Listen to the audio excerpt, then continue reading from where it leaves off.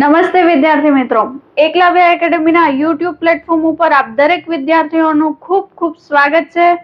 આજે આપણે લઈને આવી ગયા છે એક અતિ મહત્વનો ટોપિક. આમ તો દરેક ટોપિક છે ખૂબ જ મહત્વના છે, પણ તમે બધા જાણો છો કે પરીક્ષાની અંદર છે ઇતિહાસની દ્રષ્ટિકોણથી જોવો તો પણ ભલે, અને ગુજરાતના છે સાંસ્કૃતિક વારસાના દ્રષ્ટિકોણથી જોવો તો પણ ભલે, આ જે ગુજરાતનો સાંસ્કૃતિક વારસો છે એના અંદર આજે આપણે ભણવાના છીએ ગુજરાતની છે સ્થાપત્ય કળા વિશે વાત કરવાના છીએ. બરાબર, ગુજરાતની જે સ્થાપત્ય કળાની અંદર આપણે છે કઈ ભણીશું તો કે પ્રાચીન સ્થાપત્ય કળા. બરાબર, આમ જોઈએ તો ગુજરાતની જે સ્થાપત્ય કળા છે એના અંદર આપણને છે 3 ડિવિઝન જોવા મળે છે: પ્રાચીન સમયની સ્થાપત્ય કળા, મધ્યકાલીન સમયની સ્થાપત્ય કળા અને બ્રિટિશ કાલીન સમયની અથવા તો આધુનિક સ્થાપત્ય કળા.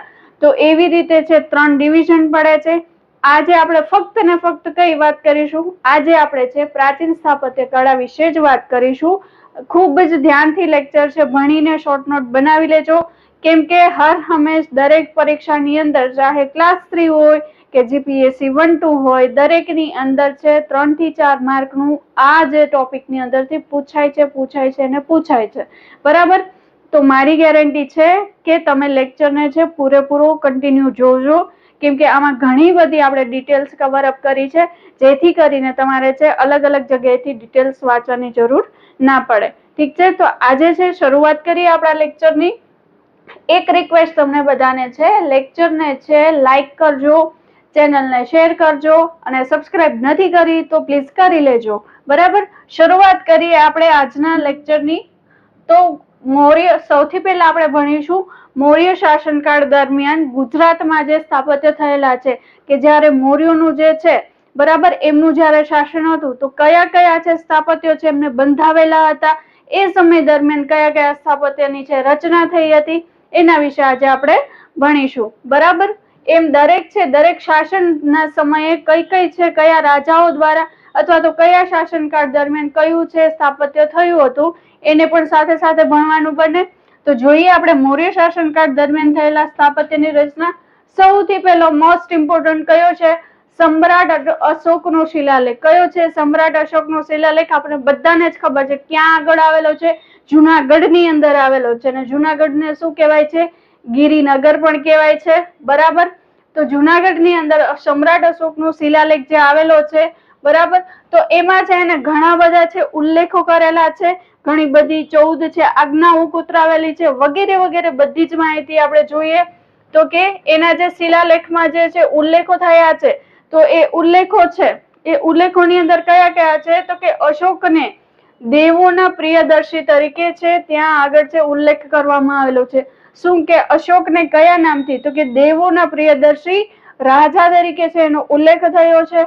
બરાબર, પછી છે બુદ્ધને સર્વ લોક સુખાહાર શ્વેત હસ્તી. બરાબર, આ બુદ્ધ વિશેની છે, તો એના વિશેનો જે ઉલ્લેખ કરેલો છે. શું કીધું છે કે અહીંયા છે આપણે એક ચેન્જ કરી લઈએ, અહીંયા છે આવશે બુદ્ધને છે સર્વલોક સુખા આહાર શ્વેત હસ્તી.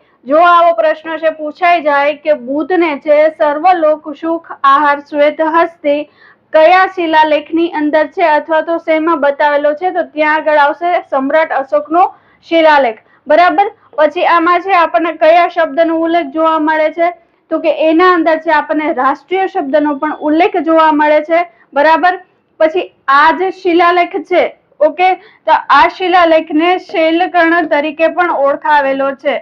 કઈ રીતે? કે આ શિલાલેખને શૈલકર્ણ તરીકે પણ ઓળખાવેલો અથવા તો બતાવેલો છે.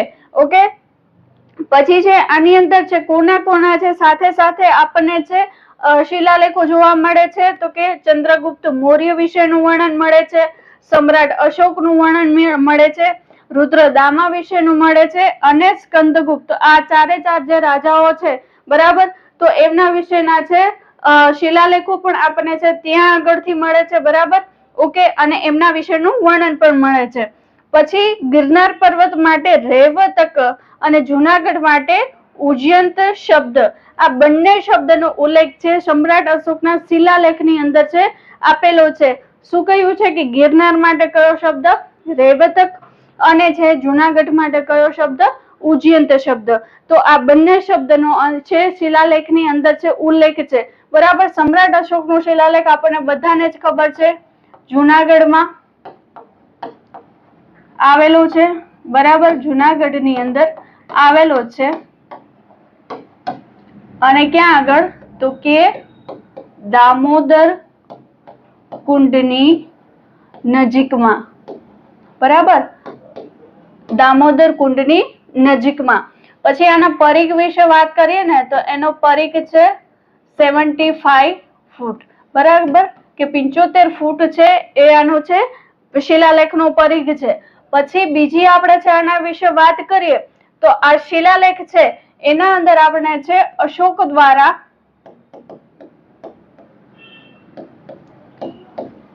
14 આજ્ઞાઓ કોતરાવેલી જોવા મળે.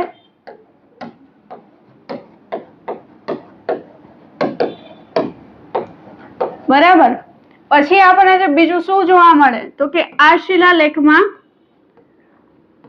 જમણી બાજુ 5 અને ડાબી બાજુ 7 એવા છે આપણને સ્તંભ લેખો છે જોવા મળે છે.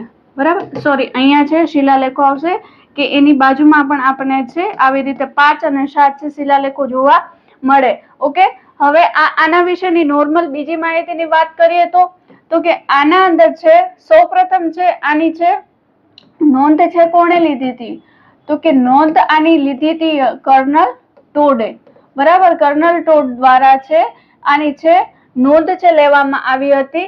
પછી આ જે શિલાલેખ છે બરાબર એનો ઉકેલ છે કોણે કર્યો હતો કે એની જે લિપિઓનો છે ઉકેલ કોણે કર્યો હતો? જેમ્સ પ્રિન્સેપ. બરાબર, જેમ્સ પ્રિન્સેપ દ્વારા છે એનો છે ઉકેલ કરવામાં આવ્યો હતો. અને જે ભગવાનલાલ ઇન્દ્રજી છે, બરાબર, ઇન્દ્રજી છે તો એના દ્વારા છે ગુજરાતીમાં વર્ણન કરવામાં આવેલું હતું.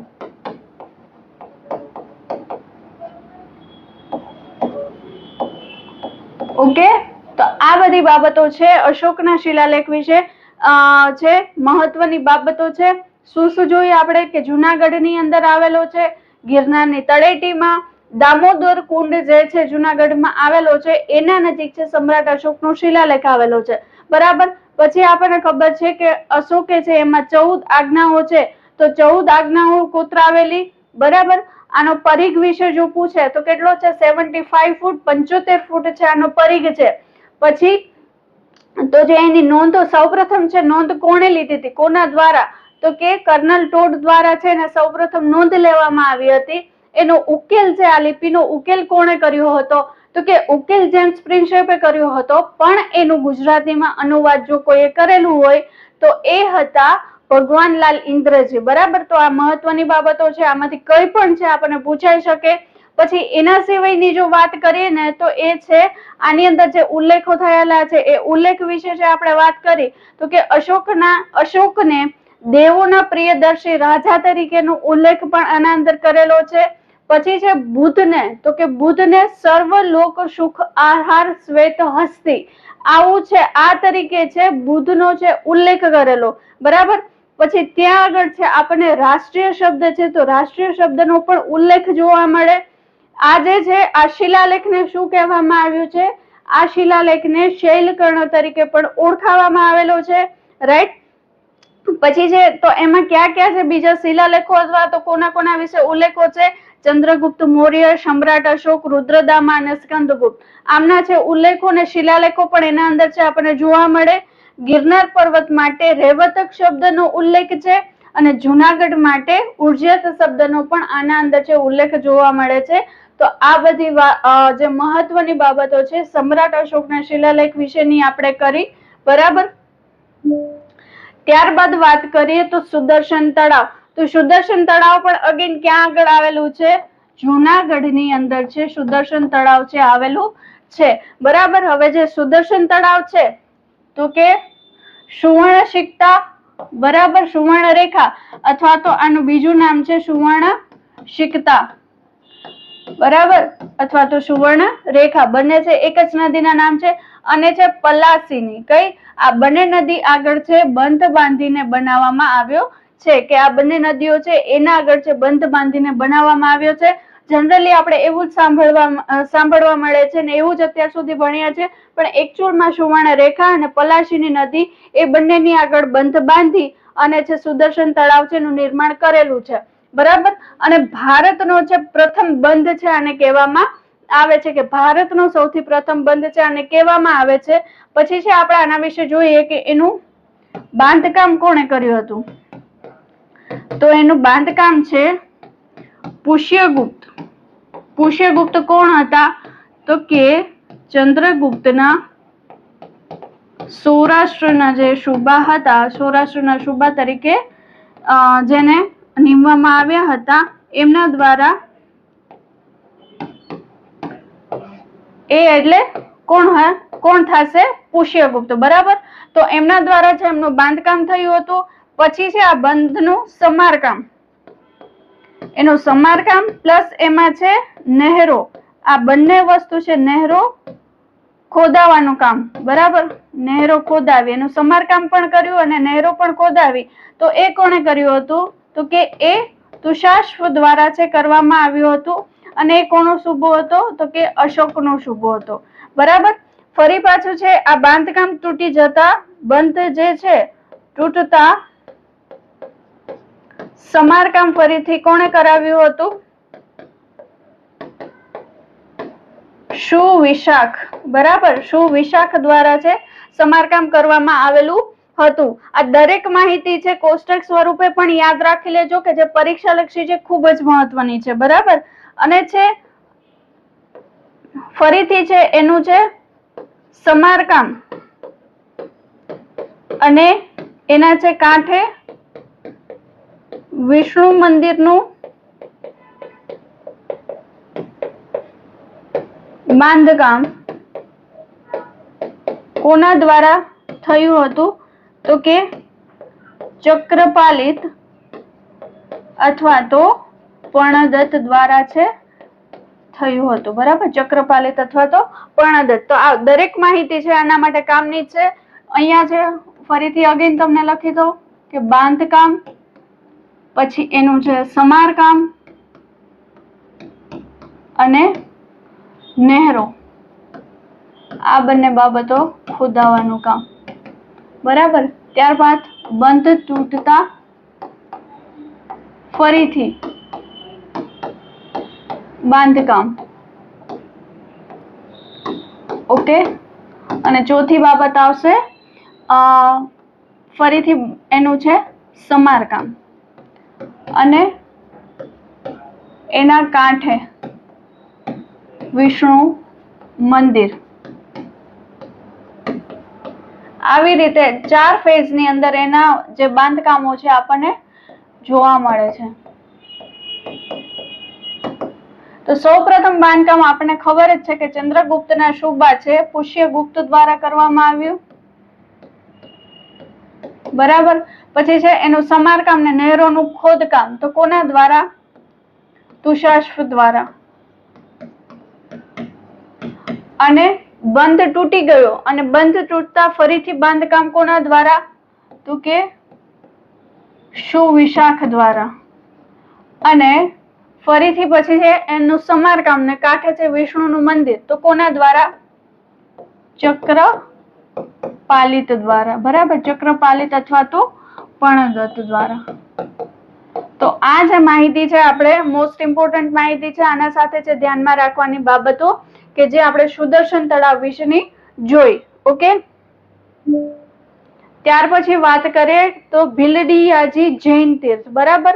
કદાચ આપણે છે આ ઓછું સાંભળેલું હશે, યા તો છે આપણે ક્યાંક ને ક્યાંક છે મેઇન ટોપિક છે એ સ્થાપત્યો છે યાદ રાખે. આવા સ્થાપત્યોને ક્યાંક ક્યાંક આપણે સ્કીપ કરતા હોય, પણ ખાસ છે મહત્વનું છે. તો આના અંદર છે આ પણ છે મૌર્ય શાસનની અંદર, કે જેવી રીતે આપણે અશોકનો શિલાલેખ જોયો, ત્યારબાદ આપણે સુદર્શન તળાવ જોયું. બરાબર. તો એ જ સમયગાળાની અંદર કયું આવે છે? ભીલડીયાજી જૈન તીર્થ. તો ક્યાં આગળ આવેલું છે? બનાસકાંઠાના છે ભીલડી ખાતે છે આવેલું છે. બરાબર. પછી અહીંયા છે કોની? તો કે 23માં જૈન તીર્થકર પાર્શ્વનાથની કાળા રંગની પ્રતિમા આવેલી છે. અહીંયા આગળ 23માં જે જૈન તીર્થકર છે પાર્શ્વનાથ, બરાબર, એની છે પ્રતિમા છે અહીંયા આગળ છે આવેલી છે. બરાબર, આ જે છે ભીલડીને શું કહેવામાં આવે છે? ભીલડીને ત્રંબાવટી નગરી તરીકે પણ છે ઓળખવામાં આવે છે. અને છે આ છે પ્રતિમા છે તો કે પાર્શ્વનાથની જે પ્રતિમા છે કોના દ્વારા? તો કે સંપ્રતિ દ્વારા છે સ્થાપિત છે કરવામાં આવેલી હતી. તો ભીલડી આજે જૈન તીર્થ વિશે મહત્વની બાબતો છે ભણી ખાસ યાદ રાખજો, એનું સ્થળ વિશે અને એ બાબત કે ત્યાં છે કોની પ્રતિમા આવેલી છે? તો પાર્શ્વનાથની પ્રતિમા આવેલી છે. આ વસ્તુ છે, આ બંને બાબત છે ખાસ છે આપણે ધ્યાનમાં રાખવાની. ને કદાચ છે એવું પણ પૂછી શકે કે કોના દ્વારા છે આ પ્રતિમા છે સ્થાપિત કરેલી છે? તો ત્યાં આગળ આવશે કે સંપ્રતિ દ્વારા છે સ્થાપિત કરવામાં આવેલી છે. રાઈટ. ત્યારબાદ વાત કરીએ નેક્સ્ટ આપણે, તો આપણે જે મૌર્ય શાસન દરમિયાન થયેલા જે છે એ સ્થાપત્યની ચર્ચા કરી. ત્યારબાદ છે આપણે શક ક્ષત્રપ શાસનકાળ દરમિયાન ગુજરાતમાં જે સ્થાપત્ય થયેલા છે, કયા શાસનકાળ દરમિયાન ખાસ ધ્યાનમાં રાખવાનું?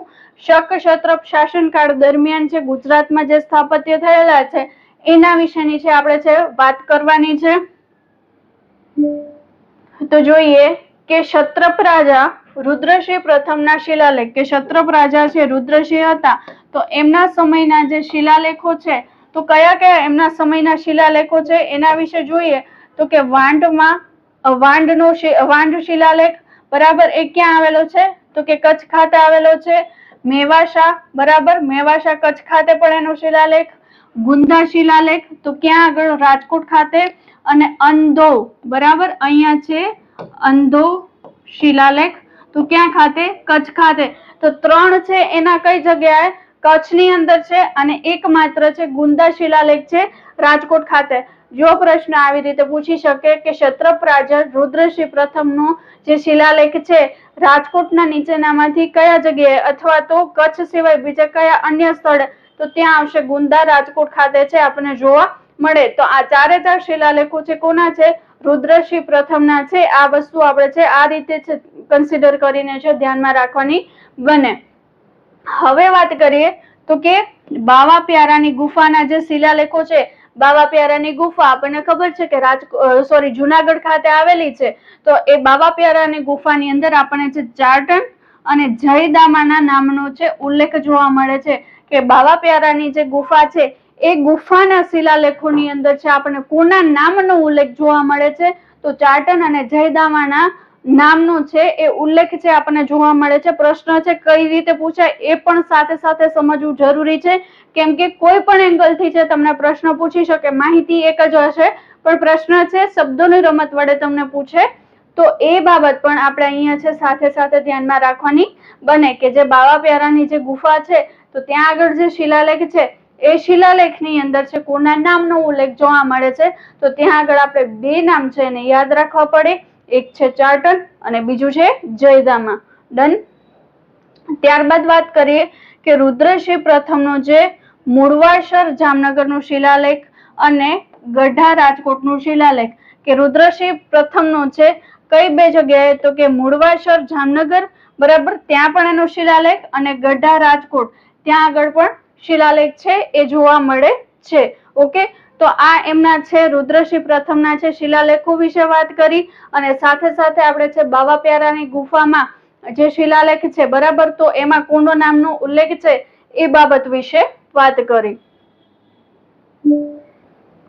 હવે છે તો આપણે જોઈએ છીએ અત્યારે કે શક ક્ષત્રપ સમયની અંદર જે સ્થાપત્ય થયેલા હતા, જે બાંધકામ થયેલા હતા એમના વિશે છે આપણે વાત કરી. તો સૌથી પહેલી આપણે વાત કરીએ તો દેવની મોરી છે, દેવની મોરી સ્તૂપ, બરાબર, દેવની મોરી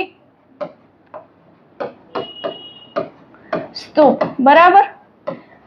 હવે સ્તૂપ વિશે વાત કરીએ ને તો સ્તૂપની અંદર શું હોય છે કે નાનું એવું તમને એક્ઝામ્પલ આપી દઉં તો જે છે સ્તૂપ છે તો મુખ્ય રીતે શેનો છે?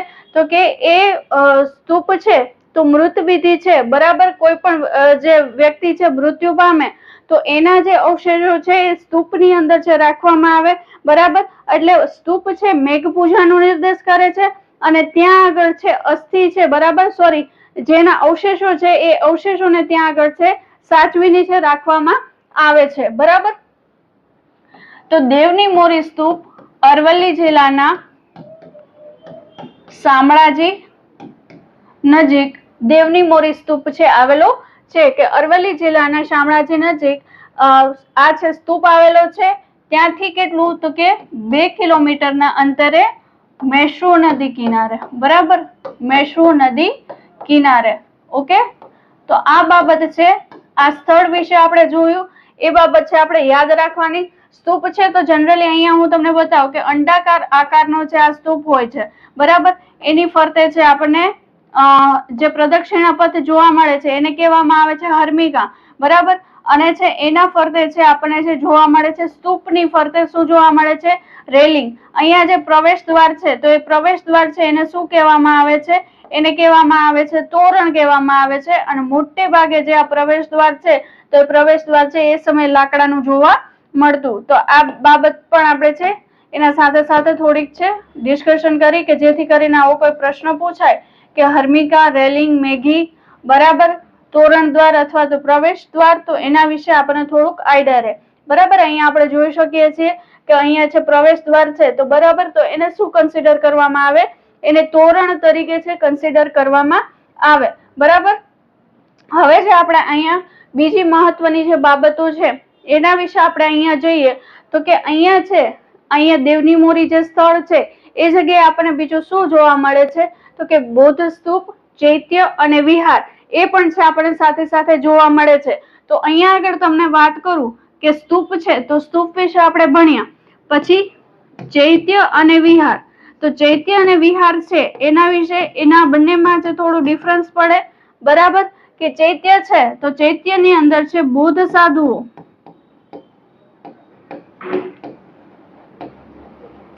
પૂજા અર્ચના, બરાબર, પૂજા અર્ચના કરે છે કે ત્યાં આગળ છે પૂજા માટેનું એક સ્થળ છે. ને વિહાર તો એના અંદર છે એનું રહેવાનું સ્થળ, બરાબર. વિહાર એટલે શું થશે? રહેવાનું સ્થળ. તો માઇનોર એવો ડિફરન્સ છે આપણે અહીંયા ધ્યાનમાં રાખવાનું કે ચૈત્ય એટલે પૂજા અર્ચના માટેનો ઉપયોગ થાય અને વિહાર એટલે શું તો કે રહેવાનું સ્થળ, કે ત્યાં એ લોકો છે રહે છે, કે જ્યારે છે એ લોકો ભ્રમણ કરતા હોય, બરાબર. સોરી, આ છે આપણે જૈન સાધુઓમાં જોવા મળે કે એ લોકો સતત છે ભ્રમણ કરતા હોય, પણ ચોમાસાના 4 મહિના છે એ લોકો શું કરે છે કે કોઈ એક જગ્યાએ સ્થાયી થઈ જાય છે, બરાબર. ચાતુર્માસ એને કહેવામાં આવે. તો એ ક્યાં આગળ હોય છે? વિહારની અંદર છે, પોતે છે 4 મહિના માટે છે ત્યાં આગળ છે રહે છે, રાઈટ. તો વિહારનો ઉપયોગ છે રહેવા માટે કરવામાં આવે છે અને ચૈત્યનો ઉપયોગ છે પૂજા કે અર્ચના માટે છે કરવામાં આવે. હવે છે અહીંયા છે આ સ્થાનેથી આપણે છે ટેરાકોટાની કોની છે? બુદ્ધની મૂર્તિ ઉપરાંત બુદ્ધના દાંતના અવશેષો મળેલા છે. જો આવું સેન્ટેન્સ છે આપણને પૂછાઈ જાય, કદાચ જો આ રીતે પેપર પેટર્ન આપણી ચાલે છે કે એક છે આપણને સ્થાપત્ય, માની લ્યો કે આ જ સ્થાપત્ય આપણે આપ્યું છે દેવની મોરી સ્થાપત્ય, અને નીચે છે સેન્ટેન્સની અંદર એના વિશેની માહિતી આપી હોય, તો ત્યાં આગળ જો એવું આપે કે ત્યાં આગળ આપણને છે બુદ્ધના દાંતના અવશેષો પણ છે મળેલા છે, તો વાત છે બિલકુલ છે સાચી બને, બરાબર. અહીંયા આગળ છે એક મોટો ઇટેરી સ્તૂપ અને 2 ઇટેરી છે વિહાર પણ મળેલા છે, કે અહીંયા આગળ આપણને છે ઇટેરી સ્તૂપ પણ મળેલો છે અને બીજું શું છે તો કે આપણને છે વિહાર પણ ત્યાં આગળથી છે મળેલા છે. ઓકે, હવે જે આની સંરચનાની વાત કરીએ તો કે છે આની સંરચના કે આની જે રચના છે કોના દ્વારા કરવામાં આવેલી હતી તો કે અગ્નિવર્મા સુદર્શન, અગ્નિવર્મા સુદર્શન દ્વારા છે આની રચના છે એ કરવામાં આવેલી હતી. અને એનું બાંધકામ કોણે કર્યું હતું તો કે એનું બાંધકામ છે રુદ્રસિંહ દ્વારા કરવામાં આવેલું હતું. દેવની મોરી જે સ્તૂપ છે, બરાબર, તો એનું છે બાંધકામ રુદ્રસિંહ પ્રથમ દ્વારા છે કરવામાં આવેલું હતું. પરીક્ષાની અંદર છે પૂછાયેલો પ્રશ્ન છે માટે છે ખાસ કરીને છે ધ્યાનમાં રાખજો, બરાબર. આ પ્રશ્ન જો અગેન પાછો પૂછે આપણને કે દેવની મોરી સ્તૂપ છે એનું બાંધકામ કોના દ્વારા કરવામાં આવેલું, તો ત્યાં આગળ આવશે રુદ્રસિંહ પ્રથમ દ્વારા, બરાબર. પછી આનું જે બંધારણ છે તક્ષશિલા સાથે મળતું આવે છે. જો આવું પૂછી લે આપણને, બરાબર, કે કદાચ સેન્ટેન્સ ની અંદર મૂકે આ બાબત કે આનું જે બંધારણ, આનું એટલે કે દેવની મોરી જે સ્તૂપ છે એનું બંધારણ છે તક્ષશિલાને પણ મળતું આવે છે, રાઈટ. તો ત્યાં પણ છે આ બાબત છે સાચી બને અને જો એના જગ્યાએ અન્ય કોઈ છે સ્તૂપ અથવા તો વિહાર વિશે કંઈક યા તો વિદ્યાપીઠ વિશે માહિતી ત્યાં આગળ શબ્દ મૂકી દે, શબ્દ ફેરવી નાખે, તો ત્યાં આગળ છે થોડુંક આપણે ધ્યાન રાખવાનું, કેમ કે એ બાબત છે ખોટી બનશે. રાઈટ? તો અહીંયા ખાસ છે આ જે પોઈન્ટ છે એ પણ છે આપણને નજીકની પરીક્ષાઓની અંદર પૂછાઈ શકે એવું છે. રાઈટ? પછી છે અહીંયા જે બુધના છે એ અવશેષો ધરાવતી એક અને બુધના ચિહ્નો જે અંકિત કરેલી એક મંજૂષા એટલે કે એક દાબડી પણ મળેલી છે. અહીંયા આપણે જોઈ શકીએ કે અહીંયા જે આ દાબડી છે બરાબર, તો એની અંદર છે બુધના અવશેષો, સાથે સાથે કેવી હતી તો કે એની જે છે બુધના જે ચિહ્નો છે બરાબર, તો બુધના ચિહ્નો છે અંકિત કરેલા હતા. અને બીજી વસ્તુ એ કે 2022 ની અંદર છે જ્યારે નરેન્દ્ર મોદી વડાપ્રધાન તરીકે જે છે ચીનના વડાપ્રધાન જિનપિંગ ને છે મળે છે, તો ત્યારે એમને પણ છે આની રેપ્લિકા છે કે આની નકલ પ્રતિકૃતિ એને છે ગિફ્ટમાં છે આપેલી હતી. જો આવું કદાચ કઈ સેન્ટેન્સ મૂકી દે કે માહિતી મૂકી દે તો પણ આપણે સાથે સાથે ધ્યાનમાં રાખવું પડે. રાઈટ? અને અહીંયા જે દેવની મોરી જે સ્તૂપ છે બરાબર, તો ત્યાં આગળ એને છે ભોજરાજના ટેકરા તરીકે પણ ઓળખવામાં આવે છે. શું કહેવામાં આવે છે કે ભોજરાજના ટેકરા તરીકે પણ ઓળખવામાં આવે છે. આવો પ્રશ્ન છે પરીક્ષામાં પણ પૂછાયેલો છે કે ભોજરાજના ટેકરા તરીકે નીચેનામાંથી કયા સ્થાપત્યને ઓળખવામાં આવે છે, તો ત્યાં આગળ આવશે દેવની મોરી સ્તૂપ. ઓકે, ડન છે. તો દેવની મોરી સ્તૂપ વિશે આપણે મેક્સિમમ જેટલી ઇન્ફોર્મેશન આના લગતી છે એના દરેક વિશે છે આપણે અહીંયા આગળ ડિસ્કશન કરી. બરાબર? ત્યારબાદ છે નેક્સ્ટ આપણે વાત કરીએ તો પેલું જે ક્ષત્રપ સમય દરમિયાન જે સ્થાપત્યનું બાંધકામ હતું તો દેવની મોરી સ્તૂપ વિશે વાત કરેલી. એના સિવાયના કયા કયા શિલાલેખો છે એમને મળેલા છે એના વિશે પણ આપણે ત્યાં આગળ છે ડિસ્કશન કરેલું. ત્યાર પછી આપણે જોઈએ આમ તો બહુ બધા સ્થાપત્યનો એક એક રાજાના સમય દરમિયાન હશે, પણ આપણે અહીંયા માત્ર ને માત્ર ગુજરાતના જ કવરઅપ કરીએ છીએ, માટે છે આપણને એક કે બે સ્થાપત્ય એવી રીતે જોવા મળશે. આપણને સૌથી વધારે કયા જોવા મળે છે તો કે સોલંકી સમયકાળના છે સૌથી વધારે જોવા મળશે, એની પણ ડિસ્કશન આપણે કરીશું. રાઈટ? હવે આપણે છે મૈત્રક શાસનકાળ દરમિયાન ગુજરાતમાં સ્થાપત્ય કે મૈત્રકોનું જ્યારે શાસન હતું, ઓકે, તો એ મૈત્રક શાસન દરમિયાન ગુજરાતની અંદર જે સ્થાપત્ય જે બાંધકામ થયેલા છે એના વિશે છે આપણે ભણીએ, આગળ જોઈએ. તો સૌથી પહેલું છે બૌદ્ધ વિહાર, કે કયા કયા બૌદ્ધ વિહાર છે એની રચના થઈ હતી. બરાબર છે? બૌદ્ધ વિહાર વિશે છે આપણે છે માહિતી લેશું. તો બૌદ્ધ વિહાર આપણને બધાને જ ખબર છે, એક હોય છે ચૈત્ય અને એક હોય છે વિહાર. તો વિહાર એટલે બૌદ્ધ સાધુઓને, અથવા તો ખાલી આપણે છે આટલું પણ મગજમાં રાખીએ કે સાધુઓને રહેવા માટેનું સ્થળ. બરાબર? બૌદ્ધ હોય કે જૈન હોય, પણ જનરલી બધા જ લોકો છે એ સમયે બૌદ્ધ અને જૈનના ફાટા હતા, માટે છે અલગ અલગ એ લોકો કન્સિડર કરતા હતા ને. ત્યારબાદ છે બૌદ્ધ સાધુઓ પણ એનો ઉપયોગ કરતા ને જૈન સાધુઓ પણ કરતા. તો વિહાર એટલે સાધુઓને રહેવા માટેનું સ્થળ. બરાબર? તો એ બૌદ્ધ વિહારની અંદર આપણે છે જોઈએ તો મૈત્રક કાળમાં ગુજરાતમાં વલભી, ભૃગુકચ્છ એટલે કે ભરૂચ, બરાબર, અને છે આનંદપુર. ઓકે, તો ત્યાં આગળ છે આપણને છે એ જગ્યાએ છે આપણને વિહાર છે જોવા મળે છે. બૌદ્ધ વિહાર આ ત્રણ જગ્યાએ છે આપણને છે જોવા મળે છે. આનંદપુર તો કે ક્યાં આગળ તો કે તાપી જિલ્લા ખાતે આવેલું. બરાબર? ઓકે, અને વલભી છે તો વલભી આપણને બધાને જ ખબર છે ભાવનગર. અને ભૃગુકચ્છ છે તો પ્રાચીન નામ આપેલું છે ભરૂચ છે અને ભૃગુકચ્છ તરીકે નામ આપેલું છે. તો આ ત્રણેય જગ્યાએ આપણને છે મૈત્રક કાળ દરમિયાન છે બૌદ્ધ વિહાર છે જોવા મળે. રાઈટ? વગેરે સ્થળોએ વિહાર બાંધવામાં આવ્યા હતા કે એ જગ્યાએથી આપણને વિહારો છે મળ્યા હતા.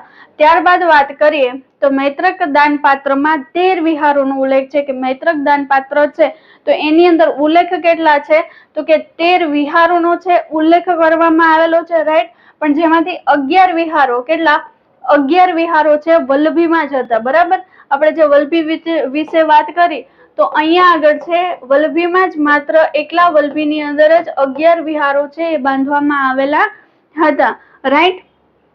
પછી તેના જે 2 મંડળ હતા, શું હતું ત્યાં આગળ છે તો કે એના જે 2 મંડળ હતા, બરાબર. શું હતું કે એની અંદર છે 2 છે અલગ અલગ વિભાગો પાડેલા હતા.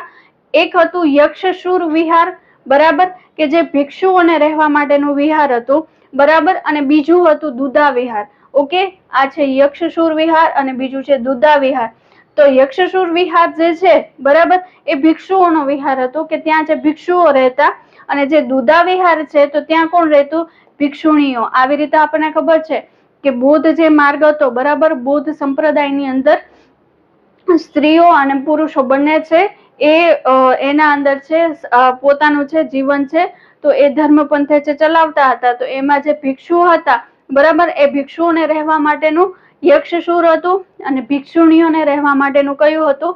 દુદા વિહાર હતું, બરાબર. તો જે બૌદ્ધ વિહાર છે એ સમયની અંદર મૈત્રક શાસન સમયની અંદર બંધાયેલા હતા, એના વિશે છે આપણે જોયું. આમાંથી કોઈ પણ બાબત છે આપણને પૂછી શકે છે, કોઈ પણ બાબત છે સેન્ટેન્સની અંદર પણ મૂકી શકે છે. દરેક બાબત છે મહત્વની છે, ખાસ ધ્યાનમાં રાખવાની, બરાબર.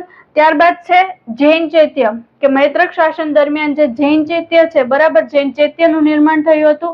એની અંદર છે આપણે જોવા મળે છે કતારગામ, બરાબર. કતારગામની અંદર કાપિલ્ય વિહાર મીંઢોળ નદીના કિનારે, બરાબર, કે કતારગામ, બરાબર. તો કતારગામની અંદર કાપિલ્ય વિહારનું નિર્માણ થયેલું હતું. કઈ જગ્યાએ? તો કે મીંઢોળ નદીના કિનારે. ઓકે, કે જે જૈન ચૈત્ય છે. ડન. અને જે બીજું છે એનું નિર્માણ છે કોના દ્વારા કરવામાં આવેલું હતું? તો કે એનું નિર્માણ છે કાપિલ મુનિ દ્વારા, બરાબર, કે કાપિલ મુનિ દ્વારા છે એમનું છે નિર્માણ, જે કાપિલ્ય વિહાર છે એનું નિર્માણ કરવામાં આવેલું હતું, બરાબર. પછી જે રાષ્ટ્રકૂટ રાજાઓ છે એમના દ્વારા છે આ કાપિલ્ય વિહાર છે તો એના માટે છે ભૂમિ છે દાનમાં આપેલી હતી. કોના દ્વારા? તો કે રાષ્ટ્રકૂટ રાજાઓ દ્વારા ભૂમિદાન આપવામાં આવેલું હતું.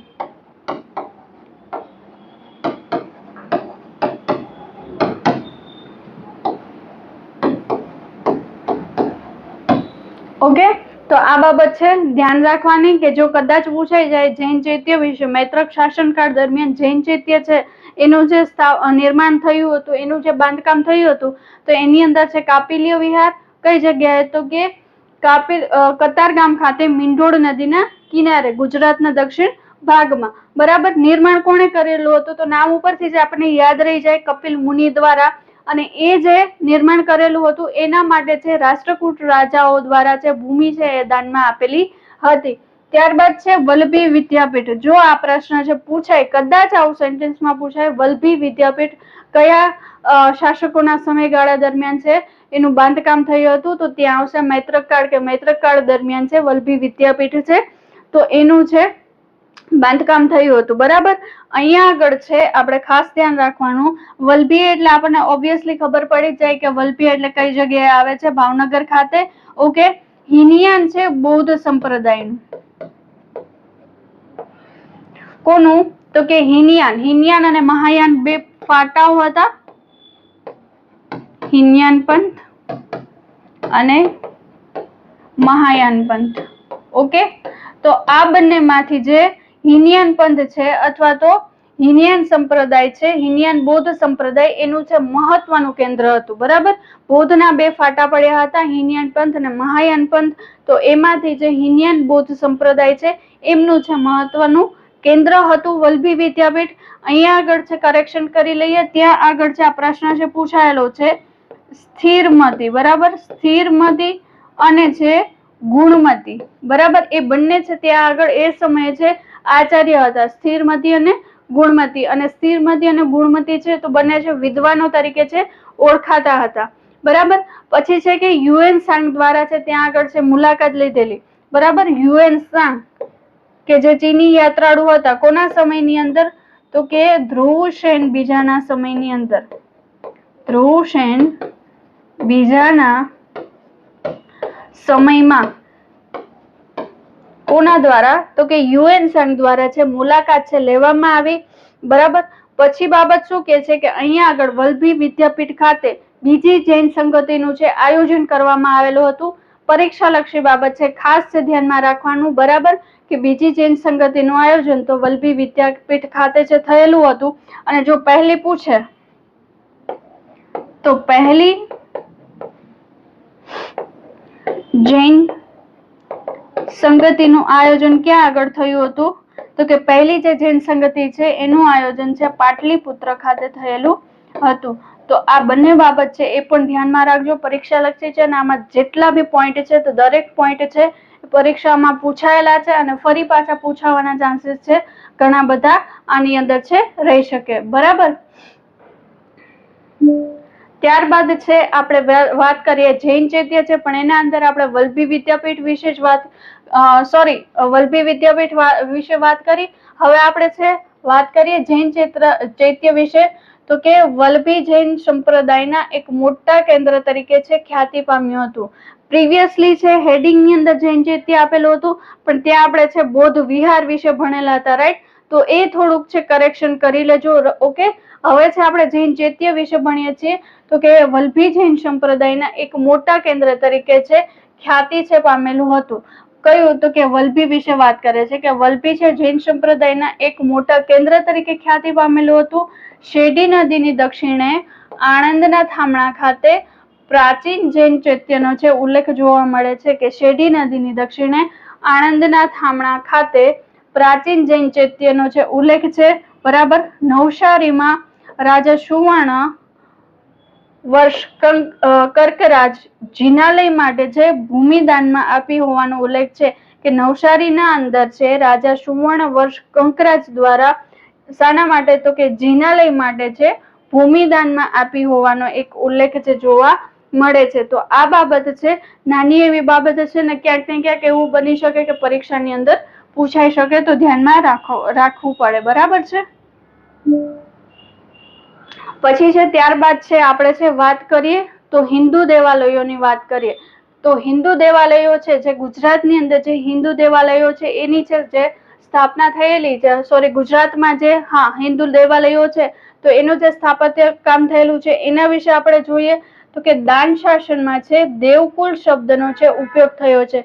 શાના માટે? તો કે દેવાલય માટે.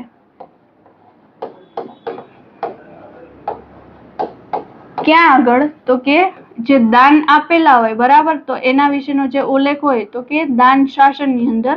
દાન શાસનમાં દેવાલય માટે કયા શબ્દનો?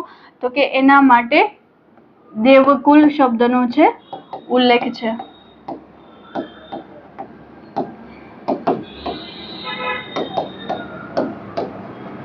ઓકે, બરાબર. પછી એના છે મુખ્ય દેવાલયોની વાત કરીએ તો મુખ્ય દેવાલયોની અંદર ગોપ મંદિર જામનગર ખાતે આવેલું છે. બરાબર, ગોપ મંદિર. બીજું કદવારનું વિષ્ણુ મંદિર. બરાબર, ક્યાં આગળ? પ્રભાસ પાટણ. ઓકે. પછી છે કળશાર ગામનું મંદિર, એટલે કે તળાજા નજીક આવેલું છે કળશાર, ત્યાં આગળનું મંદિર. અને વિસાવાડા અને બિલેશ્વરના દેવાલયો, કે વિસાવાડા અને બિલેશ્વર, તો એ બંને ક્યાં આગળ છે? પોરબંદર ખાતે આવેલા છે. ત્યાં આગળના દેવાલયો મૈત્રક કાળની અંદર છે એનું છે સ્થાપત્ય થયેલું હતું, એનું છે નિર્માણ થયેલું હતું, રાઈટ? તો હિન્દુ દેવાલયો વિશે આપણે છે એક બેઝિક ઇન્ફોર્મેશન લીધી કે આ જે દેવાલયો છે એનું છે સ્થાપત્ય કામ એ સમયની અંદર છે કરવામાં આવેલું હતું. પછી છે સૌથી પહેલું છે આપણે વાત કરીએ ગોપનું મંદિર. બરાબર, તો 6ઠી સદીમાં કયા? મૈત્રક કાળ દરમિયાન છે એનું બાંધકામ થયેલું હતું. પછી ચાલુક્ય શૈલીમાં, ચાલુક્ય શૈલી બોલે તો સોલંકી શૈલી. નેક્સ્ટ હું તમને સોલંકી શૈલી વિશે પણ સમજાવું છું. ઓકે, કે સોલંકી શૈલી છે તો એની લાક્ષણિકતા શું છે, સોલંકી શૈલી કોને કહેવામાં આવે છે, એના વિશે પણ આપણે ડિસ્કશન કરીશું. ઓકે, તો કે ચાલુક્ય શૈલીમાં છે ગોપનું મંદિર બનેલું છે. બરાબર, અને છે ગાંધાર શૈલી અને દક્ષિણ ભારતના મંદિરનો જે શૈલીઓ છે એનો પણ પ્રભાવ જોવા મળે છે કે જે ગાંધાર શૈલી છે. બરાબર, અને જે દક્ષિણ ભારતના જે મંદિરો છે એ મંદિરો જે શૈલીમાં બનેલા છે એ શૈલીનો પ્રભાવ પણ ગોપના મંદિરમાં જોવા મળે છે. અહીંયા આગળ એક બાબત છે, ખાસ ધ્યાન રાખજો કે દક્ષિણ ભારતની અંદર જે શૈલી હોય છે, બરાબર, જે શૈલીમાં મંદિરો બને છે, મુખ્યત્વે શૈલી કઈ હોય છે? દ્રવિડ શૈલી. અને પછી એના અંદર એની અલગ અલગ છે પેટા શૈલીઓ છે જોવા મળે. તો અહીંયા છે ગોપનું મંદિર વિશે ખાસ ધ્યાન રાખજો. કઈ જગ્યાએ? તો કે 6ઠી સદીમાં છે, મૈત્રકાળ દરમિયાન છે બાંધવામાં આવેલું ગોપનું મંદિર જામનગર ખાતે. ચાલુક્ય શૈલી અથવા તો સોલંકી શૈલી કયો? સેમ જ છે બંને, બરાબર, કે સોલંકી શૈલીની અંદર છે એનું બાંધકામ થયેલું છે. અને ગાંધાર શૈલી અને દક્ષિણ ભારતના છે મંદિરનો એના પર પ્રભાવ જોવા મળે છે. તો ગોપના મંદિર વિશે છે આપણે ડિસ્કશન કરી અને જોયું આપણે.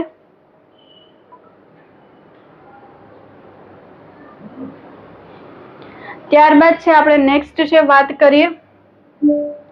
નેક્સ્ટ છે મગદેરુ મંદિર. આ જો હજી આપણે છે મૈત્રક શાસનકાળ દરમિયાન જે સ્થાપત્યો હિન્દુ દેવાલયો એટલે કે હિન્દુ જે મંદિરો છે એના જે બાંધકામ થયા છે એના વિશે છે આપણે ચર્ચા કરીએ છીએ. એટલે ખાસ ધ્યાનમાં રાખજો જે મગદેરુ મંદિર છે, બરાબર, તો અહીંયા આગળ કરેક્શન કરી લે, કાળ દરમિયાન, બરાબર, કાળની પણ કાળ દરમિયાન 8મી સદીમાં છે નિર્માણ થયેલું છે, બરાબર.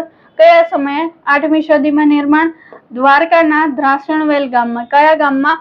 દ્વારકાના છે ધ્રાસણવેલ ગામની અંદર છે એનું નિર્માણ છે થયેલું છે. કોને સમર્પિત છે? તો કે સૂર્યદેવને સમર્પિત છે. આ મંદિર છે એ જે મગદેરુ મંદિર છે, આવો પ્રશ્ન પૂછી શકે કે મગદેરુ મંદિર છે તો એ કયા દેવને સમર્પિત છે? તો ત્યાં આગળ આવશે સૂર્યદેવને સમર્પિત છે. અને એવું પણ કહેવામાં આવે છે કે ગુજરાતનું સૌ પ્રથમ સૂર્ય મંદિર, બરાબર, ગુજરાતનું સૌ પ્રથમ સૂર્ય મંદિર અથવા તો સૌથી જૂનું અથવા તો સૌથી પ્રાચીન મંદિર કહેવામાં આવે તો કયું છે? સૌથી પ્રાચીન અથવા તો સૌ પ્રથમ મંદિર, તો એ આવશે મગદેરુ મંદિર. જો પરીક્ષામાં આવો પ્રશ્ન પૂછાઈ જાય તો મોટા ભાગની પબ્લિક છે કયું કરીને આવશે? મોઢેરાનું સૂર્ય મંદિર. પણ મોઢેરાનું સૂર્ય મંદિર તરીકે પ્રચલિત છે, પણ ગુજરાતનું જો સૌથી પ્રાચીન સૂર્ય મંદિર પૂછે તો ત્યાં આગળ આવશે મગદેરુ મંદિર. તો ખાસ કરીને છે આ બાબત છે એને તમે ધ્યાનમાં રાખજો. કઈ શૈલીમાં બનેલું છે? નાગર શૈલીમાં બનેલું છે, બરાબર. તો ઉત્તર ભારતની અંદર જે મંદિરો છે, મંદિરોની જે સ્થાપત્ય વાસ્તુકલા જે હતી એની કહેવામાં આવે છે નાગર શૈલી. અને એ નાગર શૈલી છે એની પેટા શૈલીઓ પણ છે આપણને છે સોલંકી શૈલી છે તો એની પેટા શૈલી તરીકે ઓળખવામાં આવે છે. એના વિશે પણ આપણે નેક્સ્ટ છે જોઈશું, એના વિશે પણ આપણે સમજીશું. તો મુખ્યત્વે અહીંયા જોઈએ તો જે નાગર શૈલી છે એ ક્યાંની? મૂળ રૂપે ઉત્તર ભારતની. ક્યાંની છે? મૂળ રૂપે ઉત્તર ભારતની છે. ઓકે. પછી છે લંબચોરસ આકારનું ઉત્તરમુખી. કેવું છે? કે ઉત્તર બાજુએ છે એનું પ્રવેશ દ્વાર છે, ઉત્તરમુખી છે. અને સપ્તાયન પ્રકારનું. જો એક વસ્તુ અહીંયા ધ્યાન રાખજો કે જે સૂર્ય મંદિરો હોય છે ને, બરાબર, એ મોટે ભાગે છે ને પૂર્વાભિમુખ હોય છે. કઈ બાજુ? પૂર્વાભિમુખ, કે જેથી કરીને જે સૂર્યદેવ છે સવારે ઉગે, બરાબર, પૂર્વ દિશામાં ઉગે તો એના કિરણો સીધા જ છે મંદિરના જે છે પ્રવેશ દ્વાર થકી અંદર છે જાય, કે એનું જે ગર્ભગૃહ છે ત્યાં સુધી જાય. તો ખાસ કરીને ધ્યાનમાં રાખજો. અહીંયા આપણને આપેલું છે ઉત્તરમુખી અને કેવું છે? સપ્તાયન પ્રકારનું. હવે અહીંયા છે સપ્તાયન પ્રકારનું એટલે શું થાય મેડમ? તો સપ્તાયનની અંદર છે એક મુખ્ય મંદિર હોય, બરાબર, અને એની જે ફરતે છે નાના નાના અન્ય ઈષ્ટદેવના અન્ય દેવ અથવા તો દેવીઓના 6 મંદિરો, બરાબર. તો આ શબ્દ ઉપરથી જ આપણે ખાસ યાદ રાખી શકીએ કે સપ્તાયન એટલે કે કુલ 7 મંદિરો આપણને છે જોવા મળે, બરાબર. ઓકે, ડન, સમજાય આ વસ્તુ. પછી છે ત્યારબાદ વાત કરીએ આ ઉપરાંત છે ત્રાસણવેલમાં અલંકૃત શિખર અને સ્તંભો ધરાવતું કાલિકા માતા મંદિર પણ આ જ સમયનું છે. આ જ સમય એટલે કે મૈત્રક સમયનું છે. તો મૈત્રક શાસનકાળ દરમિયાનનું છે અન્ય છે કયું મંદિર છે? અન્ય મંદિર કાલિકા માતાનું મંદિર. ઓકે, તો આ બાબત છે એ ખાસ છે. આના વિશે જોડાયેલી દરેક બાબતો છે ખાસ છે તમારે છે ધ્યાનમાં રાખવાની બને કે આટલી જે બાબતો છે એ મગદેરુ મંદિર વિશે છે. ઓકે, ખાસ કરીને તો કઈ શૈલીમાં બનેલું છે, સપ્તાયન પ્રકાર છે એ પૂછાવાના પૂરા ચાન્સીસ છે. ઉત્તરમુખી એ માહિતી પણ ખૂબ જ મહત્વની છે. ઓકે, અને સ્થળ તો છે દરેક મંદિરની અંદર છે તમારે એના સ્થળ તો છે યાદ રાખવા બને. અને હા, ઘણી બધી વખત છે કયા સમય દરમિયાન છે બાંધવામાં આવેલું, દેટ્સ વાય અહીંયા છે અલગ અલગ પાર્ટ પાડીને છે આપણે છે સ્થાપત્ય ભણીએ છીએ કે જે પણ સ્થાપત્ય છે તો કયા સમયના સ્થાપત્ય છે એ સાથે તમે યાદ રાખશો એટલે વેરી ઇઝી બની જશે. શોર્ટ નોટની અંદર જો તમારે બનાવવું હોય તો તમે એવી રીતે બનાવી શકો કે મેઇન છે હેડિંગ તમારે નાખવાનું કે મૈત્રક શાસનકાળ દરમિયાન બંધાયેલા સ્થાપત્યો અને નીચે પછી એનું લિસ્ટ. જો આવી રીતે કરશો તો તમને ઇઝીલી છે યાદ રહી જશે ને એક્ઝામમાં જ્યારે પૂછાય તો તમને ઇઝી વેમાં ક્લિક થશે. ડન છે? ઓકે, ત્યાર પછી છે નેક્સ્ટ આપણે વાત કરીએ તો નેક્સ્ટ છે પોળોના સ્થાપત્યો. આપણને બધાને જ ખબર છે કે પોલો ફોરેસ્ટ જે આપણે જઈએ છીએ કે જ્યાં આગળ ટ્રેકિંગ માટેનો ટ્રેન્ડ વધારે છે અને ખૂબ સુંદર એવી પ્રાકૃતિક જગ્યા છે કે જ્યાં આગળ છે તમે લોકો ફરવા જઈ શકો છો 2 દિવસ માટે અને ખૂબ જ જે છે પ્રકૃતિના ખોળે છે તમે ત્યાં દર્શન કરી શકો છો. અન્ય ઘણા બધા જે છે પ્રાચીન મંદિરોમાં અને પ્રકૃતિના ખોળે છે તમને એક અલગ જ છે આનંદ મળે. તો ફરતે છે જંગલો છે 400 કિલોમીટરની રેન્જમાં છે પથરાયેલા છે. રાઈટ, જોઈએ પોળોના સ્થાપત્ય વિશે. તો પોળોના સ્થાપત્ય તો પેલા કઈ જગ્યાએ તો કે વિજયનગર ખાતે પોળોના સ્થાપત્ય છે આવેલા છે. બરાબર, અહીંયા છે સાબરકાંઠા, એ પણ સાથે સાથે સાબરકાંઠા વિજયનગર ખાતે છે પોળોના સ્થાપત્ય છે આવેલા છે. કયા સમય દરમિયાન બંધાયેલા તો ખાસ યાદ રાખજો મૈત્રક શાસનકાળ દરમિયાન છે પોળોના સ્થાપત્ય છે બંધાયેલા છે. અહીંયા આગળ આપણે શું જોવા મળે છે, ખાસ આપણને છે અહીંયા જેટલા સ્થાપત્યો જેટલા મંદિરોનું બાંધકામ થયું છે એના વિશે છે આપણને માહિતી આપેલી છે. શરણેશ્વર મહાદેવનું મંદિર, બરાબર, પછી છે રક્ત ચામુંડા, લાખેણાના દેરા, સદેવંત સાવડિંગાના દેરા,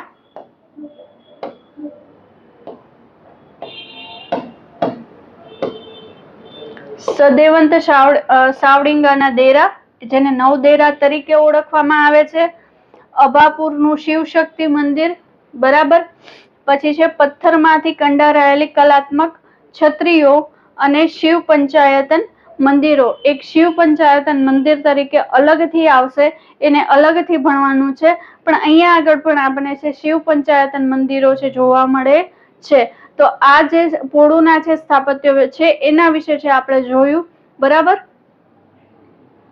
કોઈ પણ પ્રશ્ન તમને એવી રીતે પૂછી શકે છે કે પોળોના સ્થાપત્યમાં, તો પછી આમાંથી 3 થી 4 મંદિરના લિસ્ટ આપી દે અને પૂછી શકે કે આ જે સ્થાપત્ય છે એ પોળોના સ્થાપત્યનો ભાગ છે, તો વાત છે બિલકુલ સાચી બને. ત્યારબાદ જો વાત કરીએ, અત્યાર સુધી આપણે જોયા મૈત્રક કાળ દરમિયાન જે સ્થાપત્ય હતા એ મૈત્રક કાળ દરમિયાનના સ્થાપત્ય વિશેની વાત કરી. હવે આપણે વાત કરીશું અનુમૈત્રક કાળ દરમિયાન જે સ્થાપત્ય છે, બરાબર, જે ગુજરાતની અંદર એમાં જે સ્થાપત્ય કામ થયેલું છે, બાંધકામ થયેલું છે એના વિશે વાત કરીએ તો પેલું તો છે આદિ શંકરાચાર્ય શારદા પીઠની સ્થાપના. બરાબર, કે આદિ શંકરાચાર્ય દ્વારા શારદા પીઠની સ્થાપના કઈ જગ્યાએ? દ્વારકા ખાતે. ઓકે, તો એ કયા સમયની દરમિયાન તો કે અનુમૈત્રક કાળ દરમિયાન છે એનું એની સ્થાપના થઈ હતી. બરાબર, કાપિલ્ય વિહાર જેમાં 500 ભિક્ષુઓ રહેતા હતા. કંપિલ્ય વિહાર અહીંયા છે કંપિલ્ય વિહાર, બરાબર, કંપિલ્ય વિહાર છે કે જેમાં છે 500 ભિક્ષુઓ છે રહેતા હતા. તો એ કયા સમય દરમિયાન? અનુમૈત્રક કાળ દરમિયાન છે આ સ્થાપત્યો છે એનું બાંધકામ થયેલું હતું. હવે છે એમાં જે અનુમૈત્રક કાળ દરમિયાન જે મંદિરોનું છે સ્થાપત્ય કામ થયેલું હતું, જે બાંધકામ થયેલું હતું એના વિશે જોઈએ તો સૌથી પહેલું આવશે નવલખા મંદિર. બરાબર, હવે જે નવલખા મંદિર છે, બરાબર. તો એ કયા વંશના શાસન દરમિયાન? તો કે જેઠવા વંશના જે શાસકો હતા એના દ્વારા છે નવલખા મંદિર છે એનું છે નિર્માણ થયેલું હતું. કે જે જેઠવા વંશના શાસકો છે એ જેઠવા વંશના શાસકો દ્વારા નવલખા મંદિર છે એનું નિર્માણ થયેલું હતું. કોને સમર્પિત છે? ભગવાન સૂર્યને સમર્પિત છે. કોને સમર્પિત છે? ભગવાન સૂર્યને સમર્પિત છે. ઓકે.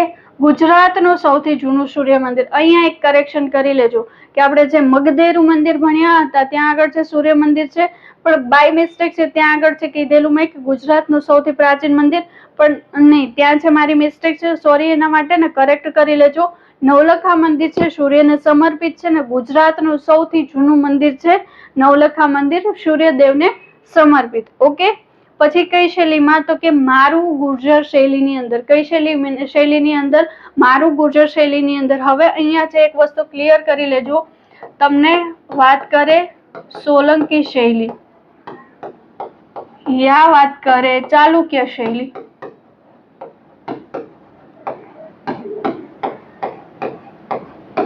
યા વાત કરે મારું ગુર્જર શૈલી. તો આ ત્રણેય શૈલી છે એક જ શૈલી છે ને એના છે અલગ અલગ છે નામ છે આપવામાં આવેલા છે. ખાસ કરીને છે ધ્યાનમાં રાખજો. અને શૈલી વિશે આપણે નેક્સ્ટ છે થોડી વારમાં જ એના વિશે પણ ડિટેલમાં ચર્ચા કરીએ કે જે મારું ગુર્જર શૈલી અથવા તો સોલંકી શૈલી અથવા તો ચાલુક્ય શૈલી, તો એ છે એના લક્ષણો શું છે, એની વિશેષતાઓ શું છે એના વિશે પણ ભણીએ. બરાબર. અહીંયા આગળ નવલખા મંદિરમાં આપણને શું જોવા મળે છે? 2 માળનું સભા મંડપ. શું જોવા મળે છે? કે 2 માળનો છે સભા મંડપ જોવા મળે છે અને ઘુમટ છે ફાસના આકાર. તો અહીંયા જે એનો સભા મંડપ છે આ ભાગને કહેવાય સભા મંડપ. તો એ કેટલા માળનો છે? 2 માળનો આપણને અહીંયા જોવા મળે છે, 1 અને 2. બરાબર.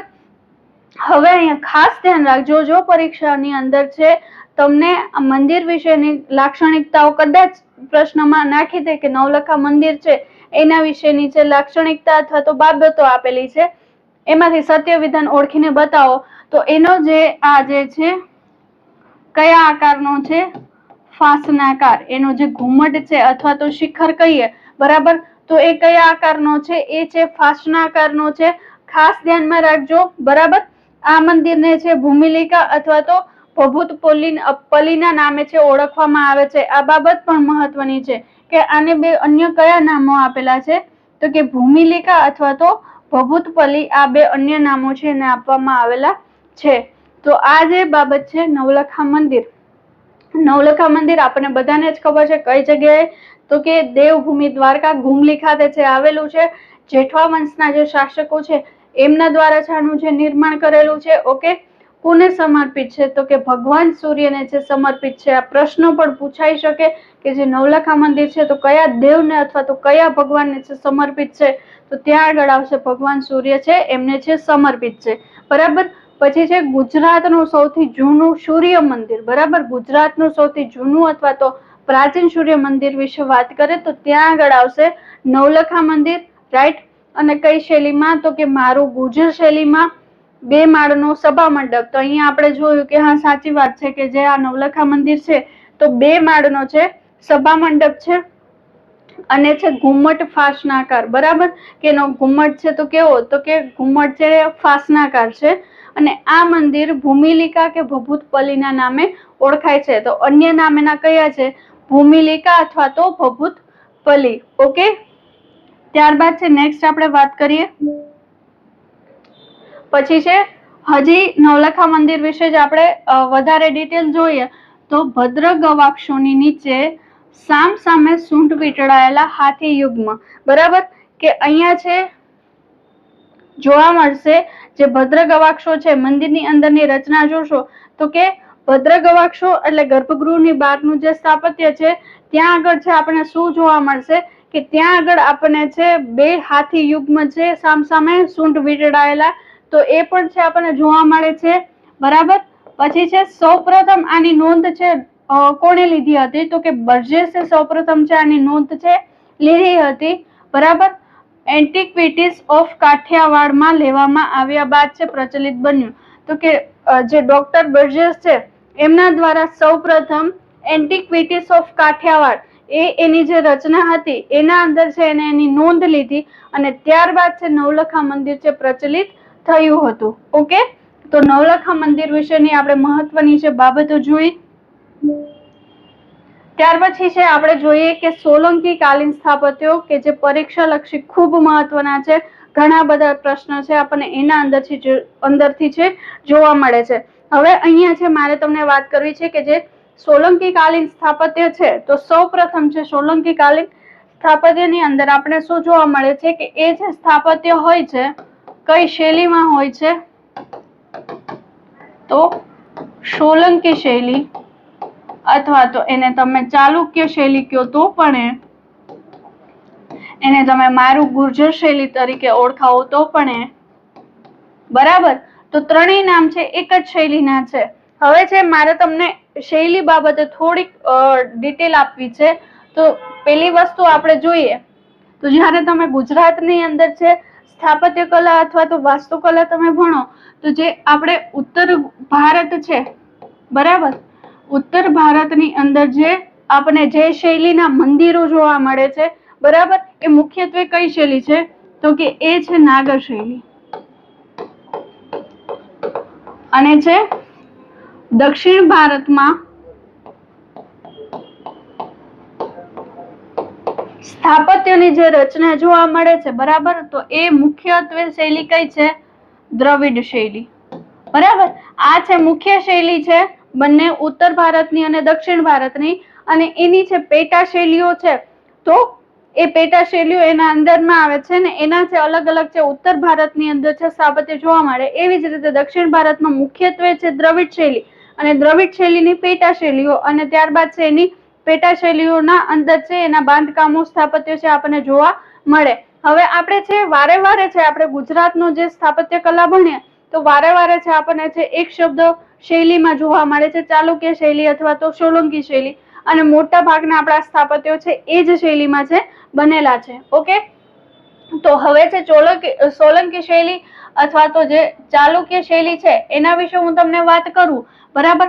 તો મુખ્યત્વે પહેલા તો મારે તમને છે નાગર શૈલી સમજાવવી પડશે ને નાગર શૈલીની ઉપશૈલી ગણો તો સોલંકી શૈલી થશે. તો આ કોની ઉપશૈલી છે? નાગર શૈલીની. કોની? નાગર શૈલીની ઉપશૈલી છે બરાબર. આ બાબત છે ક્લિયર થઈ. હવે છે જનરલી છે તમે કોઈ પણ મંદિર છે તો મંદિરમાં છે તમે એન્ટર કરો તો પેલા છે તમને પ્રવેશ દ્વાર જોવા મળે, રાઈટ. હવે નાગર શૈલીની અંદર સામાન્ય રીતે પ્રવેશ દ્વાર સામાન્ય હોય છે અથવા તો પ્રવેશ દ્વાર છે હોતો નથી. ઓકે, પછી છે તમે પ્રવેશ કરો, આગળ વધો એટલે સૌથી પહેલા શું જોવા મળે કે મંદિર છે એક ઊંચા ઓટલા ઉપર બનેલું હોય, રાઈટ. તો કે આ જે છે ઊંચા ઓટલા ઉપર અથવા તો સ્ટેજ ઉપર બનેલું હોય તેને શું કહેવામાં આવે? એને પીઠિકા કહેવામાં આવે અથવા તો જગતી કહેવામાં આવે અથવા તો એને વેદી કહેવામાં આવે અથવા તો એને શું કહેવામાં આવે? એને મંચ કહેવામાં આવે, રાઈટ. અહીંયા છે થોડીક સ્પેસ જોશે માટે ક્લિયર કરું છું. યસ, તો મેઇન મૂળ રૂપે આપણે વાત કરીએ છીએ સોલંકી શૈલીની અથવા તો ચાલુક્ય શૈલી. ઓકે, હવે છે આપણે જે વાત કરતા હતા એ પ્રમાણે સૌથી પહેલા પ્રવેશ દ્વાર, રાઈટ. પછી તમે આગળ વધો એટલે કે તમને એક સ્ટેજ ઉપર છે મંદિરની રચના જોવા મળે. આને કહેવાય જગતી અથવા તો પીઠિકા અથવા તો વેદી અથવા તો આને કહેવાય મંચ, બરાબર. એક જ વસ્તુના અલગ અલગ નામો છે. ધન કે આના ઉપર છે મંદિરનું રચના થયેલી હોય, બરાબર. હવે જે મંદિરમાં તમે છે સોલંકી શૈલીની અંદર શું થશે કે પહેલા તમને છે સભા મંડપ જોવા મળશે. શું જોવા મળશે? તમને જોવા મળશે સભા મંડપ. આ જે આગળનો મોટો ભાગ હોય છે બરાબર, મંદિર આગળ છે મોટો હોલ હોય છે, એને શું કહેવામાં આવે છે? એને કહેવામાં આવે છે સભા મંડપ. મંદિર આગળ મંદિર પહેલા જે આવે ને મોટો હોલ તો એને કહેવામાં આવે સભા મંડપ. ઓકે, પછી ત્યારબાદ આગળ વધીએ તો એક થોડોક વચ્ચેનો છે ભાગ જોવા મળે. એ ભાગની અંદર છે તો આપણે ખબર છે કે એ હોલ પછી થોડોક ભાગ હોય અને ત્યારબાદ છે ગર્ભગૃહની રચના જોવા મળે. બરાબર, તો આ જે ભાગ છે એને શું કહેવાય? આ ભાગને કહેવામાં આવે છે અંતરાલ. આ ભાગ જે છે થોડો ભાગ છે એને શું કહેવામાં આવે? અંતરાલ. અને ત્યારબાદ છે આપણને શું જોવા મળે છે? તો કે ત્યારબાદ આપણને જોવા મળે છે ગર્ભગૃહ. બરાબર, કે ગર્ભગૃહ છે તો જ્યાં દેવની અથવા તો દેવીની છે પ્રતિમા સ્થાપિત કરેલી છે એ ભાગને નાનો ઓરડો છે એને શું કહેવામાં આવે છે? ગર્ભગૃહ કહેવામાં આવે છે. પછી વાત કરીએ તો ગર્ભગૃહની જે આ બહારની જે દિવાલ ઉપર અલંકૃત કામ જે છે ચારે બાજુ કરેલું હોય, ઓકે, તો બહારની દિવાલનો જે ભાગ છે ગર્ભગૃહની બહારની દિવાલનો ભાગ, તો એને કહેવામાં આવે છે મંડોબર. એને શું કહેવાય? એને કહેવામાં આવે છે મંડોબર. ઓકે, પછી છે ત્યારબાદ જોઈએ તો નાગર શૈલીની અંદરના જે શિખરો હોય છે ને એ કેવા જોવા મળે છે? તો એ શિખરો આપણને છે ઘુમ્મટ આકાર જોવા મળે છે. સોરી, અહીંયા જે નાગર શૈલીના જે શિખરો છે, બરાબર, તો આપણે આપણા મંદિરોમાં જોશું તો કેવા આકારના જોવા મળશે? આપણને છે ઘુમ્મટ આકારના જોવા મળે. રાઈટ, તો અહીંયા જે શિખર છે એ શિખર કેવા આકારનું હશે? તો એ હશે ઘુમ્મટ આકાર. ખાસ કરીને આ બધી બાબતો યાદ રાખજો, કેમ કે દ્રવિડ શૈલી અને નાગર શૈલીમાં માઇનોર ડિફરન્સ છે. બરાબર, ત્યારબાદ છે આપણને છે એ જે શિખર છે તો શિખરની ઉપર છે આપણને આવી નાની એવી રચના જોવા મળે છે. ઓકે, યસ ઓર નો? અને આને શું કહેવામાં આવે છે? આને કહેવામાં આવે છે આમલક. ઓકે, અને એ આમલક ઉપર શું સ્થાપિત કરેલું હોય છે? કળશ. ડન. તો આ બેઝિક છે, મેં તમને વાત કરી કોના વિશે? સોલંકી શૈલીનું સ્થાપત્ય અથવા તો ચાલુક્ય શૈલી છે એનું જે સ્થાપત્ય હોય છે એ. જનરલી આપણે જે છે સોલંકી શૈલીની અંદર છે મંદિરની આગળ છે જળાશયો જોવા મળે, પણ નાગર શૈલીની અંદર મુખ્યત્વે જળાશયો જોવા મળતા નથી. તો પેલા મેં તમને છે બેઝિક છે મંદિર જે સ્થાપત્ય છે તો એની રચનાના અલગ અલગ ભાગો છે એને શું કહેવામાં આવે એના વિશે જે મેં તમને સમજાવ્યું. ઓકે, હવે છે નેક્સ્ટ તમને વાત કરું તો આપણે જે સોલંકી શૈલીના સ્થાપત્ય છે તો એમાં જોઈએ તો સૌથી પહેલું છે મોઢેરાનું સૂર્ય મંદિર. કયું છે? મોઢેરાનું સૂર્ય મંદિર. ક્યાં આવેલું છે? તો કે મહેસાણાના બેચરાજી ખાતે. મહેસાણાના બેચરાજી ખાતે આવેલું. બરાબર, પછી છે અહીંયા આગળ છે યસ પુષ્પાવતી નદીના કિનારે. ઓકે, કઈ નદીના કિનારે? તો કે પુષ્પાવતી નદીના કિનારે. એનું છે નિર્માણ છે કોણે કરેલું? તો આપણને બધાને જ ખબર છે, વેરી કોમન વસ્તુ છે કે ભીમદેવ પ્રથમ દ્વારા. કોના દ્વારા? ભીમદેવ પ્રથમ દ્વારા છે મોઢેરાનું સૂર્ય મંદિર છે એનું છે નિર્માણ કામ થયેલું હતું. હવે છે આ જે મોઢેરાનું સૂર્ય મંદિર છે તો જનરલી છે સોલંકી શૈલીના મંદિરો અથવા તો નાગર શૈલીના જે મંદિરો હોય એના અંદર છે આપણને નકશીકામ જોવા નથી મળતું. અંદર કે બહારની જે દિવાલો હોય ત્યાં આપણને નકશીકામ ના જોવા મળે, પણ જે આ મોઢેરાનું સૂર્ય મંદિર છે એના અંદર આપણે અંદરની અને બહારની બંને દિવાલોની અંદર છે આપણને છે ઈરાની શૈલીનું છે નકશીકામ જોવા મળે. તો મંદિરની અંદર અને બહાર બંને જે બાજુ છે બંને બાજુની દિવાલો પર કઈ શૈલીનું? તો કે ઈરાની શૈલીનું નકશીકામ છે જોવા મળે. જો આ તમે બારીકીથી જોશો ને તો તમને આઈડિયા આવશે કે મંદિરની છે આ બહારની દિવાલ છે અને અંદરના ભાગે પણ બારીક એવું નકશીકામ કરેલું છે. અને મેઇન તો આ છે સોલંકી શૈલી. બરાબર, એ ખાસ ધ્યાન રાખજો કે આપણે સોલંકી શૈલીની જે સ્થાપત્ય કલા છે એના વિશે વાત કરીએ છીએ. બરાબર, તો મોઢેરાનું સૂર્ય મંદિર સોલંકી શૈલીમાં છે એનું બાંધકામ થયેલું. ઓકે, પછી અહીંયા મંદિરની અંદર શું જોવા મળે છે કે મંદિરની અંદર આગળ આપણે છે કુંડ દેખાય છે. બરાબર, તો આ જે કુંડ છે એ કુંડનું નામ શું છે? આ કુંડને છે રામકુંડ છે કહેવામાં આવે છે કે આ કુંડનું નામ છે રામકુંડ. અને ત્યાં આગળ છે એના કાંઠે કે એની ફરતે 108 નાના નાના છે મંદિરો આવેલા છે. કેટલા મંદિરો આવેલા છે? 108 નાના નાના મંદિરો આવેલા છે. આપણે અત્યારે ગણવાના નથી, પણ ફોર એન એક્ઝામ્પલ હું તમને કહું છું કે આવી રીતે ટોટલ થઈને કેટલા છે? 108 મંદિરો છે ફરતે થઈને આવેલા છે. આપણે જોઈ શકીએ કે એટલા એકદમ ઝીણું ઝીણું છે એનું એકદમ બારીક છે, નકશીકામ થયેલું છે. તો આવા મળીને કેટલો થાય છે? 108 છે મંદિરો છે. બરાબર. પછી છે આ જે મંદિર છે તો એનામાં કેટલા સ્તંભો? 52 સ્તંભો આવેલા છે. કેટલા સ્તંભો? 52 સ્તંભો છે આવેલા છે. 12 છે સૂર્યની છે પ્રતિમા છે. કેટલી છે? 12 છે સૂર્યની પ્રતિમા છે. આ બંને મળીને શેનું સૂચન કરે છે? તો કે જે 52 છે સ્તંભો છે અને 12 છે સૂર્યની પ્રતિમા છે, તો કે એ છે વર્ષના 12 મહિના અને 52 જે અઠવાડિયા છે એનું જે સૂચન કરે છે. શાનું સૂચન કરે છે? કે એના અંદર જે 52 સ્તંભો આવેલા છે અને 12 છે સૂર્યની પ્રતિમા આવેલા છે. બરાબર. તો એ મળીને શાનું સૂચન કરે છે? કે વર્ષના 12 મહિના અને 52 અઠવાડિયા આનું છે સૂચન કરે છે. ઓકે. પછી ગર્ભગૃહમાં હાલમાં આપણને જોવા મળતી નથી, પણ ગર્ભગૃહમાં જે તે સમયે ચળકતી છે સૂર્યની છે પ્રતિમા રાખવામાં આવેલી હતી. અને એવું હતું કે સૂર્ય ઉગે ત્યારે સૌ પ્રથમ કિરણ છે ગર્ભગૃહમાં પડે અને સમગ્ર છે તો એ મૂર્તિ ઉપર પડે, એટલે મૂર્તિ છે એ ચળકાટ ધરાવતી હતી અને સમગ્ર જે અંદરનું ગર્ભગૃહ છે એ સૂર્યના પ્રકાશથી છે ઝળહળી ઉઠે. બરાબર. તો સૂર્યની પ્રતિમા છે જે તે સમયે રાખવામાં આવેલી હતી અને સૌ પ્રથમ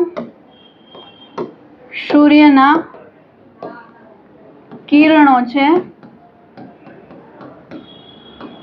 ગર્ભગૃહમાં પડતા અને જે મંદિર છે એ સમગ્ર મંદિર છે ઝળહળી ઉઠતું. બરાબર. તો આ બાબત છે આના સાથે જોડાયેલી છે. ખાસ નાની નાની દરેક બાબતો છે તમારે ધ્યાનમાં રાખવાની. ઓકે. અને છે 7 અશ્વોની કલાકૃતિ પણ આપણે છે ત્યાં આગળ છે જોવા મળે. 7 અશ્વોની કલાકૃતિ છે એ પણ આપણે ત્યાં આગળ છે જોવા મળે. તો આપણે છે જે મોઢેરાનું સૂર્ય મંદિર છે, બરાબર. તો મોઢેરાના સૂર્ય મંદિર વિશે દરેક છે નાની નાની બાબતોને આના અંદર આવરી લીધી કે જેમાંથી કોઈ પણ બાબત છે પૂછાય તો આપણા માટે છે ઈઝી બને. જો તમારે સ્ક્રીનશોટ લેવો છે તો તમે લઈ શકો.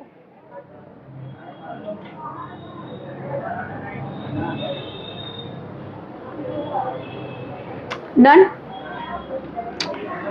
ત્યાર પછી નેક્સ્ટ છે આગળ વધીએ તો રુદ્ર મહાલય. રુદ્ર મહાલય આપણે બધાએ છે સાંભળેલું હશે. ગુજરાતના ઇતિહાસની અંદર પણ આપણે ઘણી બધી વખત જો તૈયારી કરતા હશો તો આપણે છે ભણેલું હશે ને જો નવી તૈયારી કરો છો તો આપણે છે ભણીએ છીએ. ઓકે. હવે રુદ્ર મહાલય તો ક્યાં આગળ? તો કે સિદ્ધપુર પાટણ ખાતે છે આવેલું છે. કે રુદ્ર મહાલય ક્યાં આગળ? તો કે સિદ્ધપુર પાટણ ખાતે આવેલું છે. બરાબર. આનું છે નિર્માણ કામની વાત કરીએ તો કે મૂળરાજ સોલંકીએ નિર્માણ કામની છે શરૂઆત કરી પણ પૂર્ણ થઈ શક્યું નહીં. અને આને છે પૂર્ણ છે કોણે કર્યું? તો કે પૂર્ણ છે સિદ્ધરાજ જયસિંહ દ્વારા છે આનું બાંધકામ છે એ 12મી સદીમાં છે પૂર્ણ છે કરવામાં આવેલું. હવે છે એવું કહેવાય છે કે આ છે તો કે ગુજરાતની સૌ પ્રથમ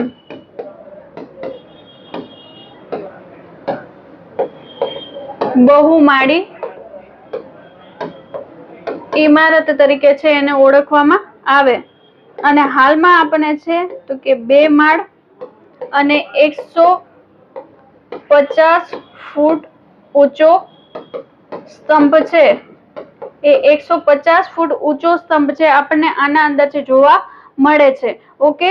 તો અહીંયા આગળ છે આપણને જોવા મળે. હવે આના પાછળ છે એક એવી સ્ટોરી છે કે આના પાછળ શું સ્ટોરી છે કે આ જે રુદ્ર મહાલય છે, ઓકે, એ રુદ્ર મહાલયનું છે બાંધકામ છે એ કરતા હતા પણ વારે વારે છે એના ઉપર છે બાંધકામ છે ટકતું નહીં અને એ બાંધકામ છે એ વિખેરાઈ જતું યા તો ધ્વંસ થઈ જતું.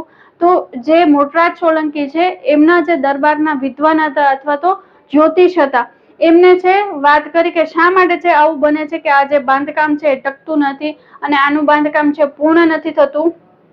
ત્યાં આગળ છે તો એમને છે એ જગ્યા છે એ જ્યોતિષ દ્વારા છે જગ્યાને જોવામાં આવી. પછી એમને એવું કર્યું કે એમને એક સોનાની કિલ એક રાઉન્ડ કરી અને પછી એક સોનાની કિલ એક જગ્યાએ છે એમને ખોડી અને ત્યારબાદ છે એવું કીધું મોટરાજ સોલંકીને કે હવે છે આ બાંધકામ અહીંયા તમે કરો અને આ છે ખ્યાતિ પામશે અને ખૂબ છે વર્ષોના વર્ષો સુધી છે આ બાંધકામ છે અડગ રહેશે. બરાબર.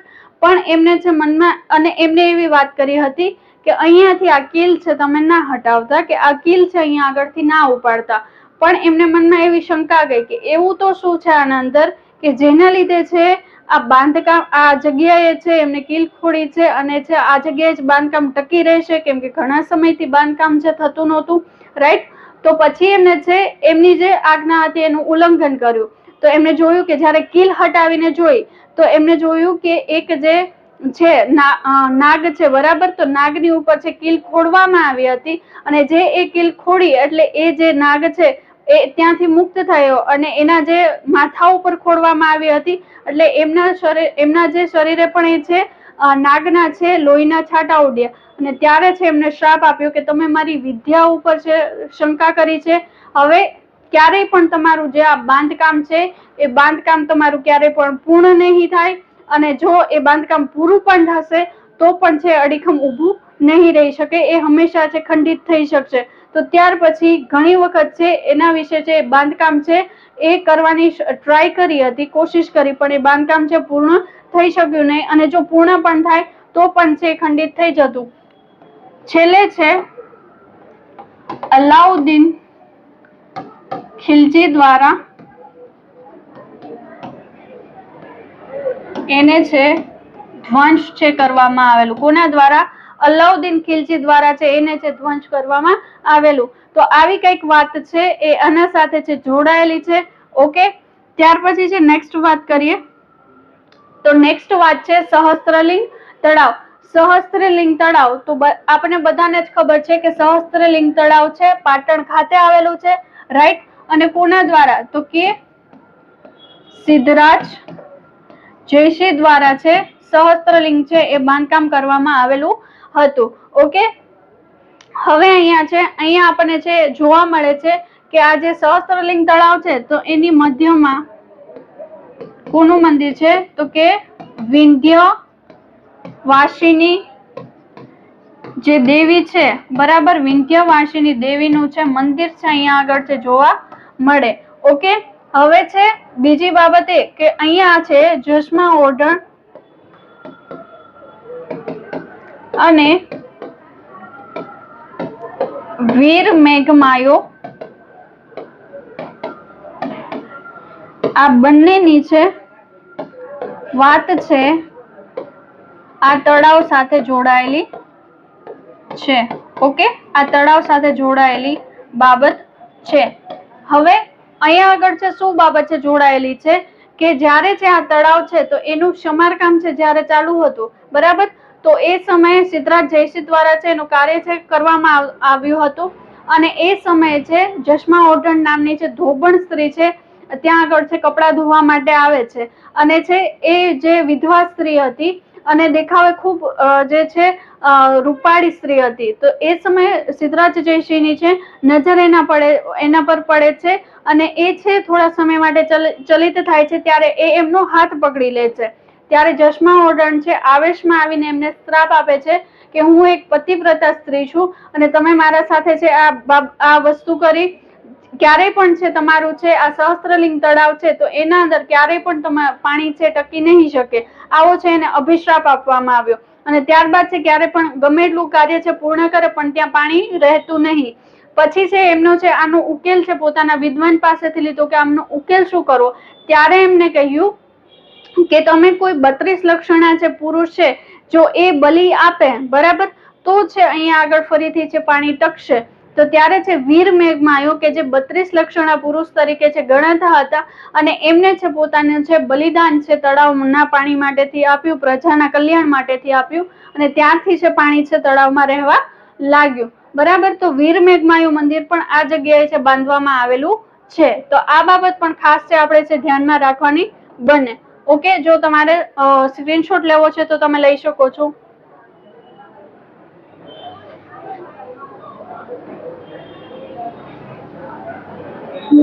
ત્યારબાદ વાત કરીએ શિવ પંચાયતન મંદિર. બરાબર, તો જે શિવ પંચાયતન મંદિર છે ક્યાં આગળ આવેલું છે? દાહોદ ખાતે આવેલું છે. દાહોદના ચાંદવાડાના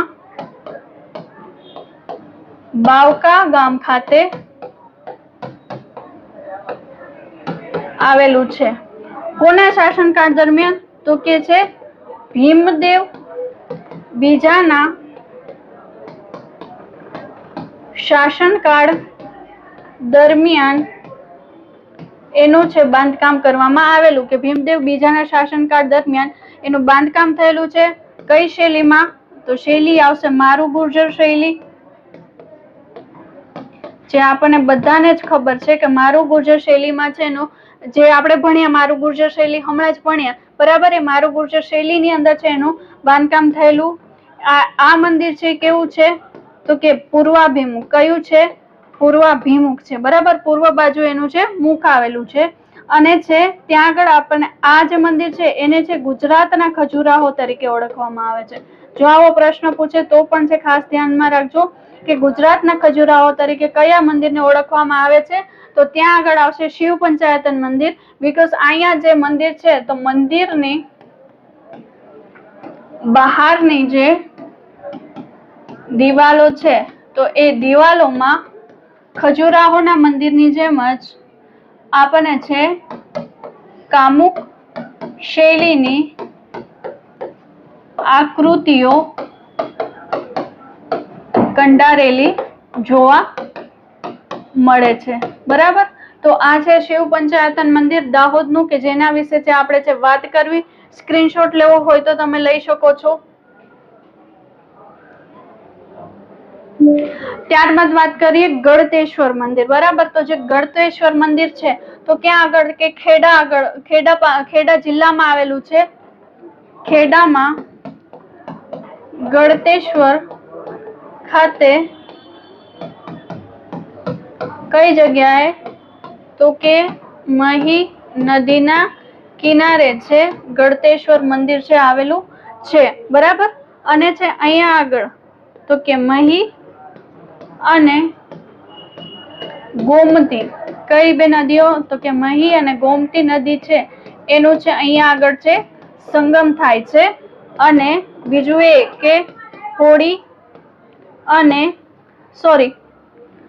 નહીં પણ શરદ પૂનમ અને જન્માષ્ટમીના રોજ અહીંયા મેળો છે ભરવામાં આવે છે. બરાબર, તો આ બાબત હતી ગળતેશ્વર મંદિર વિશે. અને રચના છે તો કે સોલંકી અથવા તો ચાલુક્ય શૈલી બાબતે શૈલીની જે છે રચના છે આની કરવામાં આવી છે. સ્ક્રીનશોટ લેવો હોય તો તમે લઈ શકો છો. ત્યાર પછીનું છે નેક્સ્ટ જોઈએ રણછોડરાય મંદિર. ખાસ ધ્યાન રાખજો, ડાકોરનું પણ છે, મહેસાણાનું પણ છે, એટલે ખાસ ધ્યાન રાખવાનું કે કદાચ એમ પૂછી દે કે મહેસાણા ખાતે પણ આવેલું છે તો પણ બાબત છે સાચી બને. રણછોડરાય મંદિર વિશે જોઈએ તો ક્યાં આગળ? તો કે મહેસાણા જિલ્લાના વિસનગર તાલુકા ખાતે છે આવેલું છે. બરાબર છે, અહીંયા આગળ છે આપણને વિષ્ણુ ભગવાનની વરાહ અવતાર ની મૂર્તિ છે જોવા મળે છે. કઈ મૂર્તિ? તો કે વિષ્ણુ ભગવાનની વરાહ અવતારની મૂર્તિ જોવા મળે છે. અને બીજું એ કે આદિવરાની કાળા રંગની વિશાળ કેવી પણ હાલમાં કેવી છે એ ખંડિત પ્રતિમા છે આપણને છે જોવા મળે છે. ઓકે, તો આ બાબત છે રણછોડરાય મંદિર વિશે છે, મહેસાણા જિલ્લાના વિસનગર ખાતે છે આવેલું છે. ઓકે, તો આ બાબત છે મહત્વની છે રણછોડરાય મંદિર વિશે. અને ત્યાં પણ કોની છે તો કે વિષ્ણુ ભગવાનની વરાહ અવતારની છે મૂર્તિ અથવા તો પ્રતિમા છે ત્યાં આગળ આવેલી. બરાબર. ત્યારબાદ આપણે વાત કરીએ રાણક દેવી મંદિર. બરાબર, અહીંયા છે થોડું કરેક્શન કરી લઈએ. અહીંયા આવશે થોડીક આપણે છે ફોન્ટ છે એ ચેન્જ થઈ ગયા છે જેના લીધે છે અહીંયા આગળ છે આપણે વ્યવસ્થિત નથી દેખાતું, પણ અહીંયા આપણે વાત કરવાના છીએ રાણક દેવી મંદિર. તો ક્યાં આગળ? સુરેન્દ્રનગર જિલ્લા. બરાબર, સુરેન્દ્રનગરના વઢવાણ ખાતે. બરાબર, સુરેન્દ્રનગરના વઢવાણ ખાતે આવેલું છે. ઓકે, પછી છે અહીંયા એના કઈ બાબત જોડાયેલી છે કે રાખેગાર દ્વારા છે એનું છે નિર્માણ કરેલું છે. કોના દ્વારા? રાખેગાર દ્વારા છે આમનું નિર્માણ કરેલું છે. અને જ્યારે છે રાખેગાર એમને જયસિંહની કેદમાંથી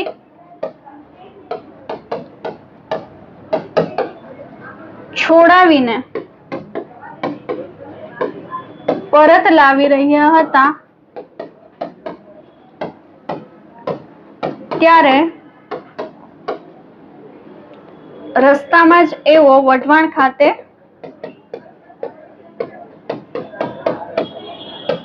સતી થયા. ઓકે, તો અહીંયા છે આપણે નાનું એવું મંદિર દેખાય છે કે જે રાણક દેવી મંદિર છે. બરાબર, એના વિશે જોયું. ત્યારબાદ છે નેક્સ્ટ આપણે વાત કરીએ તો કે નીલકંઠ મહાદેવ મંદિર.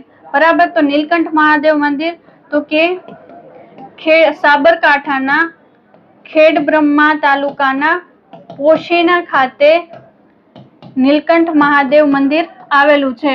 કઈ શૈલીનું છે તો કે સોલંકી અથવા તો ચાલુક્ય શૈલી. બરાબર, આ જે છે એ શૈલીની અંદર મંદિરનું બાંધકામ થયું છે. અહીંયા આગળ મુખ્ય પ્રતિમા અંધકાસુરનો વધ કરતા શિવની પ્રતિમા છે અહીંયા આગળ છે આવેલી છે.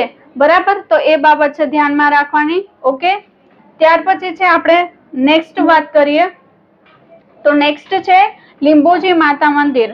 લીંબોજી માતા મંદિર મહેસાણાના ચાણસ્માના દેલ ગામ ખાતે આવેલું છે. કયા ખાતે? દેલ ગામ ખાતે છે આવેલું છે. હવે અહીંયા આ મંદિર છે એ ઉત્તરાભિમુખ અને વર્તમાનમાં આ મંદિરને છે પારવા દેવીના મંદિર તરીકે ઓળખવામાં આવે છે. કઈ તરીકે? કે પારવા દેવીના છે મંદિર તરીકે છે ઓળખવામાં આવે છે. અને અહીંયા આગળ હરિહર પિતામહરની મૂર્તિ છે અહીંયા આગળ છે આવેલી છે. તો લીંબોજી માતા મંદિર તમને પૂછે તો મહેસાણા જિલ્લાના ચાણસ્માના દેલગામ ખાતે છે આવેલું છે. ઉત્તરાભિમુખ છે. વર્તમાનના છે પારવા દેવીના છે મંદિર તરીકે છે ઓળખવામાં આવે. ઓકે, અને હરિહર પિતામહરની મૂર્તિ ત્યાં આગળ આવેલી છે. અને છે આની જે દિવાલો છે તો એમાં આગળ વિશાળ મહિષાસુર મર્દિની મૂર્તિ છે એ મૂર્તિ છે અહીંયા આગળ છે કોતરેલી જોવા મળે. ઓકે, ત્યારબાદ છે આપણે વાત કરીએ ભડેશ્વરનું મંદિર. તો ભડેશ્વરનું મંદિર છે અંજાર કચ્છ ખાતે આવેલું છે, જે 10મી સદીનું મંદિર છે. બરાબર, અહીંયા છે ભગવાન શિવ અંધકાસુરનો વધ કરતા શિવ ચામુંડાના શિલ્પો જોવા મળે. અને કઈ શૈલીનું? તો કે સોલંકી શૈલીનું છે મંદિર છે. તો ભડેશ્વરનું કચ્છ મંદિર સોલંકી સમયનું છે મંદિર છે. ઓકે, સ્ક્રીનશોટ લેવો હોય તો લઈ શકો. ત્યાર પછી છે નેક્સ્ટ વાત કરીએ જૈન સ્થાપત્ય. તો કે જે સોલંકી શાસન દરમિયાન જે જૈન સ્થાપત્ય છે એ જૈન સ્થાપત્ય વિશે આપણે જોઈએ તો કે દેલવાડાના દેરા માઉન્ટ આબુ ખાતે, બરાબર. દેલવાડાના દેરા વિશે છે આપણે વાત કરીએ તો જે દેલવાડાના દેરા છે એ કેટલા તો કે 5 મંદિરોનો સમૂહ છે. કેટલા છે? 5 મંદિરો છે એનો સમૂહ છે. હવે અહીંયા આગળ છે કોણે તો કે વીર ધવલના મંત્રી છે વસ્તુપાલ અને તેજપાલ છે, એમના દ્વારા છે એનું શું કરવામાં આવ્યું છે? બાંધકામ કરવામાં આવ્યું છે. હવે વસ્તુપાલની પત્ની અનુપમા દેવી અને તેજપાલની પત્ની લલિતા દેવી, બરાબર. આ બંનેના છે શું જોવા મળે છે તો કે આ બંનેના છે દેરાણી જેઠાણીના ગોખ મંદિર આવેલા છે. અહીંયા એક કરેક્શન કરી લેજો. અહીંયા છે તેજપાલની પત્ની આવશે અનુપમા દેવી અને વસ્તુપાલની પત્ની આવશે લલિતા દેવી, બરાબર. તેજપાલની પત્ની અનુપમા દેવી, બરાબર, ને વસ્તુપાલની પત્ની લલિતા દેવી. તો આ બાબત છે આપણે છે આના સાથે ધ્યાન રાખવામાં આવેલી છે. અને આને શું કહેવામાં આવે છે? સંગેમરમરમાં કંડારેલું કાવ્ય તરીકે અથવા તો કવિતા તરીકે પણ છે આને ઓળખવામાં આવે છે, બરાબર. અહીંયા છે આપણને વિમલ વસઈ, ઋણિક વસઈ,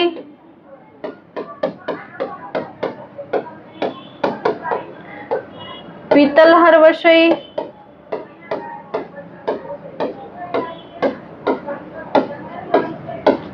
પાશર્વનાથ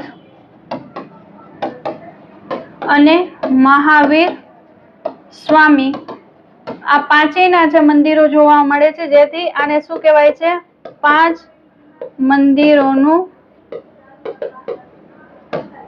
સ્થળ, બરાબર, કે 5 મંદિરોનું સમૂહ છે જોવા મળે. ઓકે. ત્યારબાદ છે નેક્સ્ટ વાત કરીએ તો એના અંદર છે કયું છે? કુંભારિયાના જૈન દેરાસરો. કુંભારિયાના જૈન દેરાસરો ક્યાં આગળ તો કે સાબરકાંઠા ખાતે, ક્યાં છે? અંબાજી નજીક છે આવેલા છે.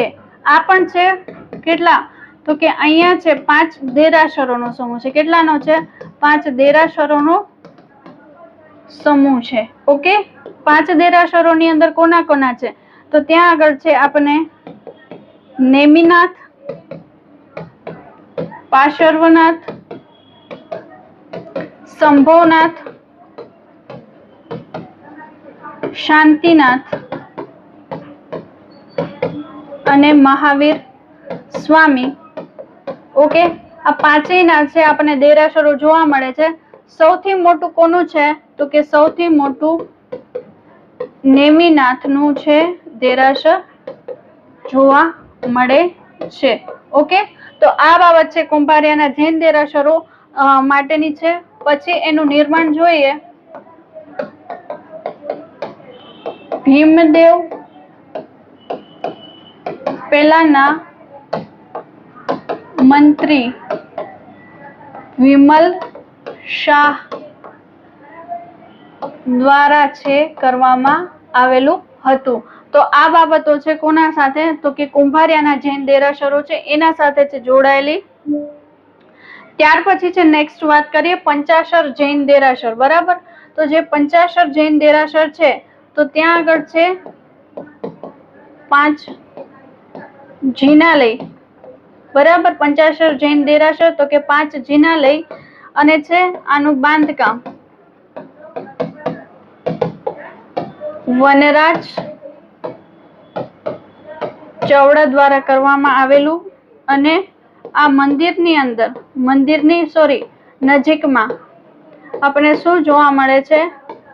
હેમચંદ્રાચાર્ય જ્ઞાન મંદિર, બરાબર.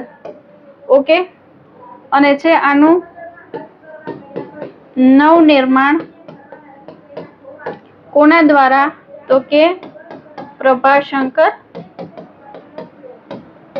સોમપુરા દ્વારા છે આનું નવું નિર્માણ છે કરવામાં આવેલું હતું. તો આ છે આપણે અત્યાર સુધીના જે ગુજરાતના પ્રાચીન સ્થાપત્ય છે, ગુજરાતની પ્રાચીન સ્થાપત્ય કલા વિશે જોયું. ત્યાર પછી આપણે વાત કરીએ સોલંકી સમયની અંદર જે જૈન સ્થાપત્ય છે એની જે રચના થયેલી અથવા તો એનું જે બાંધકામ થયેલું છે એ, બરાબર.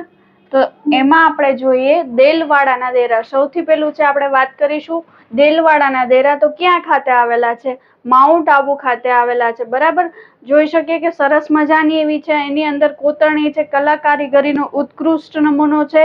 ઓકે, આ અંદરનું જે છે ભગવાનની છે પ્રતિમા રાખેલી છે એનું છે આપણને આખું પિક્ચર છે બતાવેલું છે. અને આપણે જોઈ શકીએ, જો તમે વિઝિટ કરેલી હશે તો તમને ખબર હશે કે અત્યંત બારીક નકશીકામ છે એ સમયની અંદર છે કરવામાં આવેલું હતું. અને ઘણી બધી વાત છે આના સાથે જોડાયેલી છે.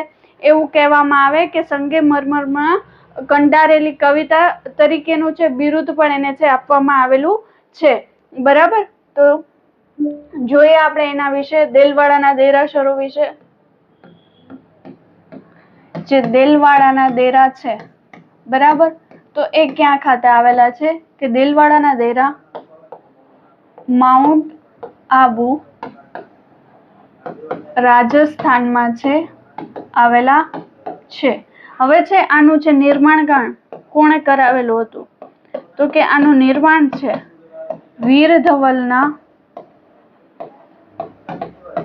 મંત્રી વસ્તુપાલ અને તેજપાલ એમના દ્વારા છે એનું નિર્માણ કાર્ય છે કરવામાં આવેલું. સંગેમરમરમાં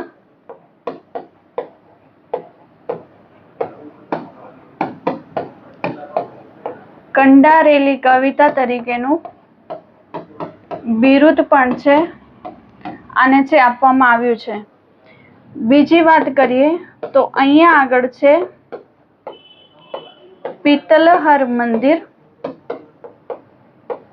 કે જે વિમલ શેઠ દ્વારા છે બનાવવામાં આવ્યું હતું. વિમલ શેઠ દ્વારા બનાવવામાં આવ્યું હતું.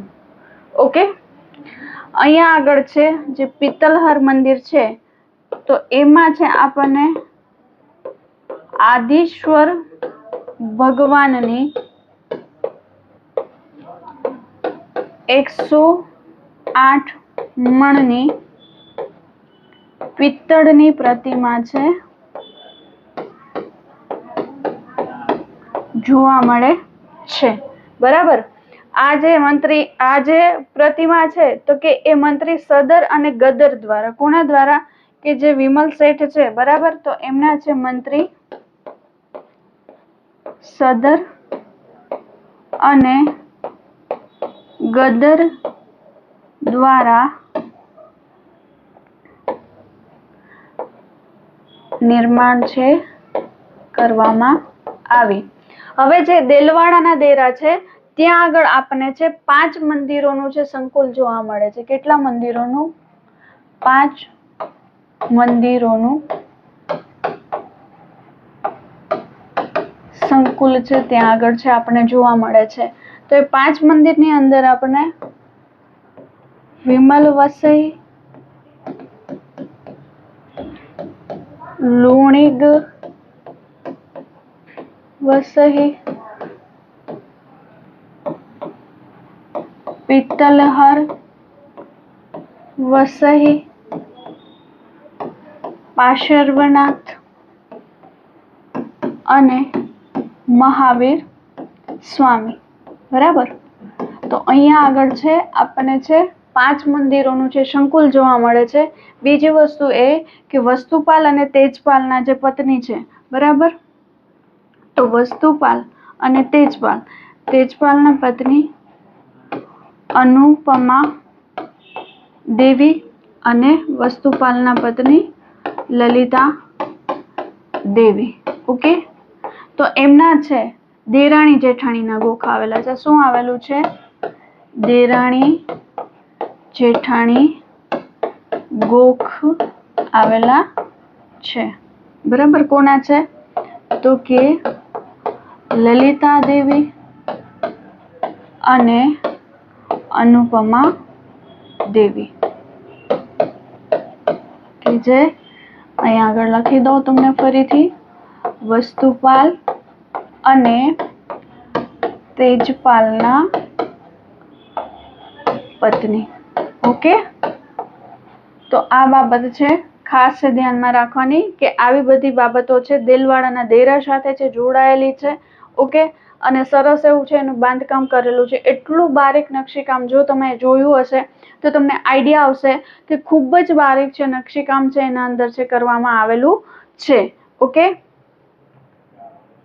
પછી છે ત્યારબાદ વાત કરીએ નેમિનાથનું દેરાસર. બરાબર. તો આ જે સોલંકી સમયની અંદર છે નેમિનાથનું દેરાસર છે એ બનાવવામાં આવ્યું હતું. ક્યાં આગળ? તો કે જુનાગઢમાં. જુનાગઢમાં સિટી નહીં પરંતુ છે નેમિનાથનું દેરાસર છે જુનાગઢમાં ગિરનાર પર્વત છે, પર્વતની ટૂંકમાં છે બનાવેલું છે. હવે જે નેમિનાથ છે, બરાબર, તો નેમિનાથ છે એ 22માં જૈન તીર્થંકર થઈ ગયા. શું થયું?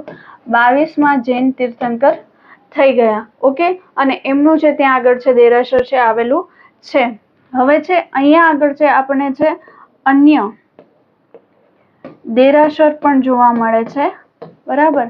અન્ય દેરાસર, તો એનું બાંધકામ કોણે કરાવેલું છે? એનું પણ બાંધકામ છે વસ્તુપાળ અને તેજપાળ દ્વારા છે એનું બાંધકામ છે કરાવવામાં આવેલું છે.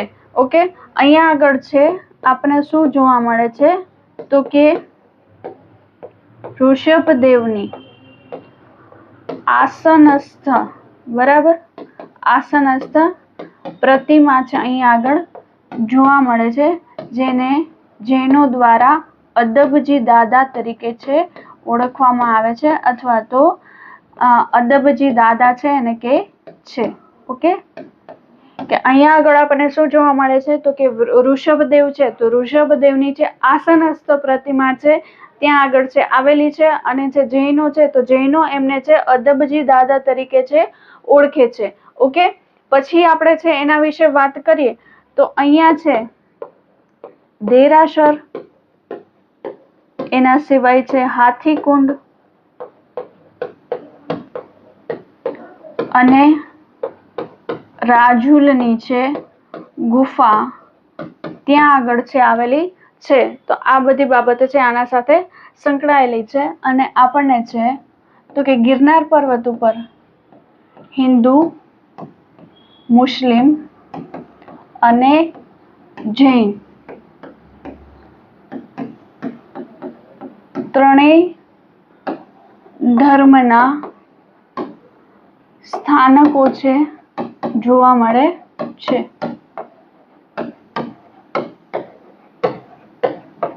ઓકે, અહીંયા આગળ છે તો કે ગિરનાર પર્વત પર આપણને છે હિન્દુ, મુસ્લિમ અને જૈન ત્રણેય ધર્મના છે ત્યાં આગળ છે આપણને સ્થાનકો જોવા મળે છે.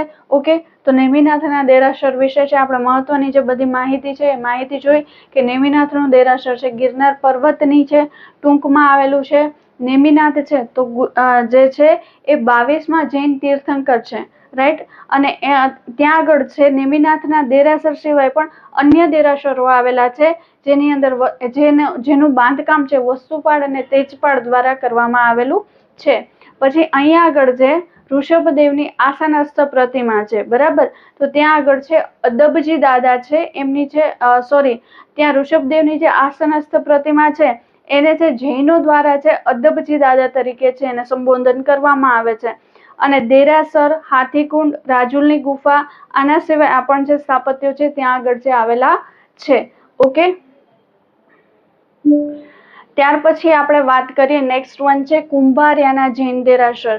તો કુંભારિયાના જૈન દેરાસર સરસ એવું છે આપણને પિક્ચર આપેલું છે. શરૂઆતમાં જે છે પ્રવેશદ્વારની પાસે છે 2 હાથી છે આપણને જે જોવા મળે છે સ્ટેચ્યુની અંદર. અને કહી શકીએ કે જૂના સમયનું ખૂબ સરસ એવું કોતરણી કામ છે કરેલું છે. બરાબર. અહીંયા જનરલી આપણને છે 2 માળ છે જોવા મળે છે. ઓકે, તો આ ઇમેજની અંદર જ આપણને દેખાઈ આવે છે કે કેટલી સરસ છે પ્રતિકૃતિ છે અને એનું છે બાંધકામ છે કરવામાં આવેલું છે. અગેન છે આપણે સોલંકી સમયનું જ ભણીએ છીએ તો એ સમયે છે કેટલું સરસ છે એનું બાંધકામ કરેલું હશે એ જોઈ શકીએ. હવે છે કુંભારિયાના જૈન દેરાસર, બરાબર, તો એ ક્યાં આવેલું છે? બનાસકાંઠામાં અંબાજી નજીક છે કુંભારિયાના જૈન દેરાસરો છે આવેલા છે. ઓકે, હવે અહીંયા છે કેટલા દેરાસરોનો સમૂહ છે? તો કે 5 દેરાસરોનો સમૂહ અહીંયા આગળ છે આવેલો છે. ઓકે, હવે એના અંદર આપણને જોવા મળે છે નેમિનાથ, પાર્શ્વનાથ,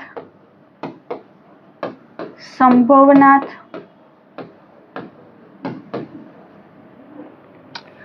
શાંતિનાથ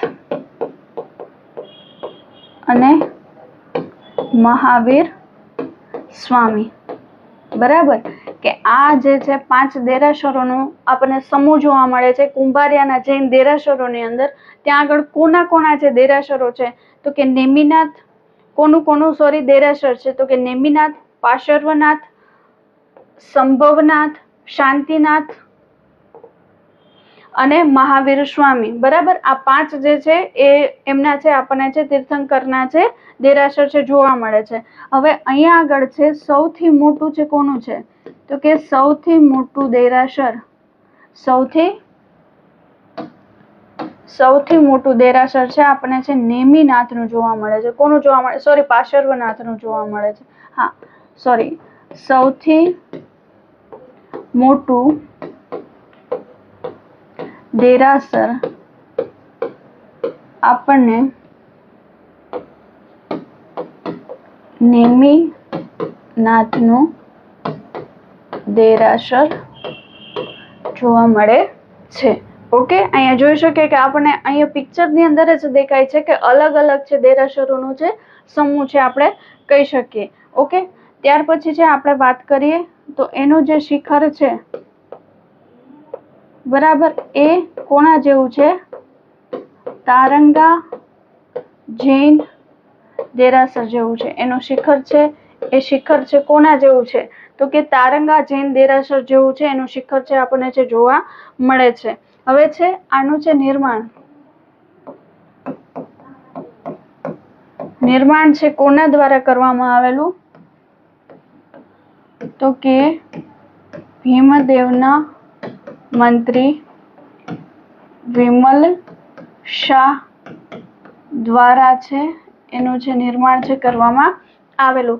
તો મહત્વની બાબતો છે, મહત્વની જે દરેક બાબતો કુંભારિયાના જૈન દેરાસર છે એના સાથે જોડાયેલી આપણે દરેક બાબતો જોઈ. જો સ્ક્રીનશોટ લેવો હોય તો લઈ શકો. પછી ત્યાર પછી નેક્સ્ટ છે આપણે વાત કરીએ. ઓકે, અને અહીંયા છે ભીમદેવ પ્રથમ. અને હા, આનું છે પુનઃનિર્માણ.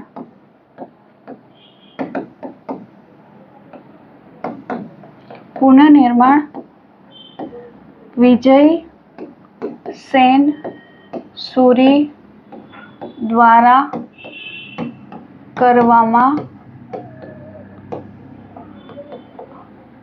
આવ્યું હતું. ઓકે, તો આ દરેક બાબતો છે મહત્વની બાબતો છે આના સાથે જોડાયેલી, ખાસ કરીને ધ્યાનમાં રાખવાની. પછી વાત કરીએ તારંગાનું દેરાસર. બરાબર, તારંગાનું દેરાસર, બરાબર, તો ક્યાં આગળ આવશે? મહેસાણા ખાતે આવશે. અને અહીંયા આપણે છે જોઈ શકીએ તારંગા હિલ. ઓકે, કે જે અહીંયા આગળ છે આપણને છે ડુંગરમાં છે જોવા મળે છે. તારંગા હિલ છે જેને આપણે કહીએ છીએ. મહેસાણા જિલ્લા ખાતે આવેલું છે. એના વિશે છે આપણે વાત કરીએ તો કે મહેસાણા જિલ્લાના ખેરાલુ તાલુકાના ટીંબા ગામ ખાતે, કયા ગામ ખાતે? ટીંબા ગામ ખાતે છે તારંગાનું છે દેરાસર છે આવેલું છે. હવે છે આ અહીંયા આગળ છે કોનું દેરાસર મુખ્ય આપણને જોવા મળે છે? તો અજીતનાથ, કે જે બીજા જૈન તીર્થંકર છે એમનું છે દેરાસર, મુખ્ય દેરાસર એમનું છે જોવા મળે છે. ઓકે, પછી છે આનું છે નિર્માણ, તો કે આનું નિર્માણ છે કોના દ્વારા કરવામાં આવેલું હતું? તો કે નિર્માણ છે કુમારપાળ દ્વારા કરવામાં આવેલું હતું. એના સિવાય અહીંયા શું જોવા મળે છે? તારણ માતા મંદિર, કે તારણ માતા મંદિર પણ અહીંયા આગળ છે આપણને છે જોવા મળે છે. ઓકે, અહીંયા આગળ બીજી એક વસ્તુ, તો કે ઋષભ દેવ સહિત અહીંયા આપણને 20 તીર્થંકરોના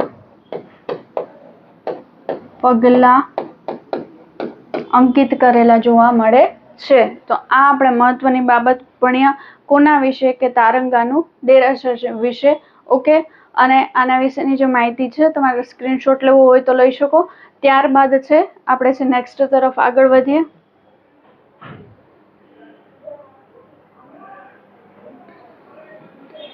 ચલો નેક્સ્ટ વન જોઈએ. તો નેક્સ્ટ વન ની અંદર છે પંચાસર જૈન દેરાસર. પંચાસર જૈન દેરાસર ક્યાં આગળ? પાટણ ખાતે. ઓકે, બરાબર. હવે છે આ પંચાસર જૈન દેરાસર છે, બરાબર. તો ત્યાં આગળ આપણને કેટલા? 5 જિનાલય છે જોવા મળે છે. કેટલા? તો કે 5 જિનાલય ત્યાં આગળ છે આપણને જોવા મળે છે. આનું છે નિર્માણ કોને કરાવેલું છે? તો ઓબ્વિયસલી પાટણની અંદર છે એટલે આવશે વનરાજ ચાવડા, બરાબર. વનરાજ ચાવડા દ્વારા છે એનું નિર્માણ છે કરાવવામાં આવેલું હતું. આ જે પંચાસર જૈન મંદિર છે, તો મંદિર નજીકમાં આપણને હેમચંદ્રાચાર્ય જ્ઞાન મંદિર ત્યાં આગળ છે આપણને છે જોવા મળે છે, બરાબર. અને એનું છે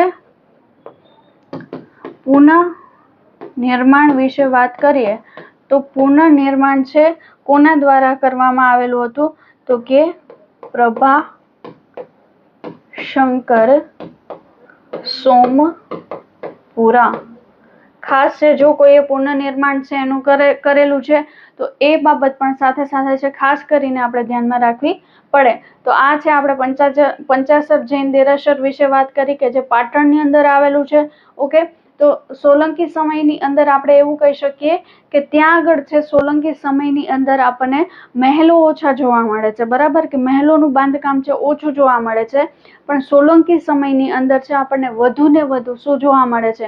તો સોલંકી સમયની અંદર આપણને છે મંદિરો, પછી જે પ્રાસાદો બંધાવ્યા છે એ, બરાબર, અને છે જૈન દેરાસરો, બરાબર. તો આ વસ્તુ છે આપણને છે વધારે ને વધારે છે જોવા મળે છે. ઓકે, અને સોલંકી સમયની અંદર એવું કહેવાય છે કે સોલંકી જે સમય હતો, બરાબર, સોલંકી કાળને છે ગુજરાતનો શિલ્પ સ્થાપત્યની દ્રષ્ટિએ સુવર્ણ કાળ છે ગણી શકાય, બરાબર. કયા સમયની અંદર? કદાચ આવું સેન્ટેન્સ તમને પૂછી લે કે જે છે સ્થાપત્યની દ્રષ્ટિએ ગુજરાતની અંદર કયો યુગ છે સુવર્ણ યુગ છે કહી શકાય, તો ત્યાં આવશે સોલંકી કાળ છે, અથવા તો સોલંકી જે યુગ હતું એ સમયની અંદર આપણે જોયું. કેમ કે એ વસ્તુ છે આપણે જોયું કે ઘણા બધા છે મંદિરો છે, મંદિરોની રચના કરવામાં આવેલી છે, ઘણા બધા જૈન દેરાસરોની રચના કરવામાં આવેલી છે, રાઈટ. અને દરેક જે છે તો કંઈક ને કંઈક એની અંદર છે અજાયબી ધરાવે છે. ખૂબ સારું એવું ને બારીક છે એને કામ કરેલું છે એના અંદર. તો એવું કહી શકાય કે એ રાજા છે જે સમયમાં શાસન કરતા રાજાઓ હતા એ બધા જ રાજાઓ છે નગરને ક્યાંક ને ક્યાંક છે વધારે સુશોભિત અને કલા કારીગરી સાથે છે આપવામાં એનું એક દ્રષ્ટિકોણ આપવામાં એનો મહત્વનો ફાળો રહેલો છે. તો અહીંયા સુધી છે આપણે ગુજરાતની જે પ્રાચીન સ્થાપત્ય કળા એના વિશે છે વાત કરી. અહીંયા આગળ ખાસ ધ્યાન રાખજો કે ગુજરાતની ખાલી સ્થાપત્ય કળા કે તો સ્થાપત્ય કળા મુખ્ય છે તમારો છે ટોપિક છે, અને એના નીચે આપણને છે ગુજરાતની પ્રાચીન, મધ્યકાલીન અને આધુનિક સમયની એટલે કે બ્રિટિશરોના સમયની છે સ્થાપત્ય કળા જોવા મળે. વધારે પ્રશ્ન છે તમને ગુજરાતની જે પ્રાચીન સમયની સ્થાપત્ય કળા છે એમાંથી વધારે પ્રશ્નો છે તમને જોવા મળે છે. ઓકે, તો ખાસ કરીને ધ્યાનમાં રાખજો, કેમ કે આ જે ટોપિક છે એ તમારા ઇતિહાસની દ્રષ્ટિએ પણ એટલો જ ઇમ્પોર્ટન્ટ છે, બરાબર, અને સાથે તમે છે વારસાના દ્રષ્ટિએ જોશો તો પણ છે આ ટોપિક છે એટલો તમારા માટે મહત્વનો છે, કેમ કે આના અંદરથી તમને મોટે ભાગે પરીક્ષાની અંદર છે પ્રશ્નો છે જોવા મળતા હોય છે. ઠીક છે, તો હવે છે નેક્સ્ટ પાર્ટની અંદર છે આપણે છે મધ્યકાલીન અને બ્રિટિશકાલીન સમયની જે સ્થાપત્ય કળા છે એને પણ આના અંદર છે આવરી લેશું, કે જેથી કરીને આખો ટોપિક છે તમારો ક્લિયર કટ કમ્પ્લીટ થઈ જાય. ઓકે, અહીંયા છે આપણે કમ્પ્લીટ કરીએ છીએ. Thank you so much. અને લેક્ચરને મેક્સિમમ છે શેર કરજો, સપોર્ટ કરજો અને લાઈક આપજો. બીજી વસ્તુ એ કહેવાની કે ટેટ ટાટના વિદ્યાર્થીઓ જે પ્રિપેરેશન કરે છે એમના માટે શૈક્ષણિક મનોવિજ્ઞાનનું જે પુસ્તક છે લોન્ચ થઈ ગયેલું છે.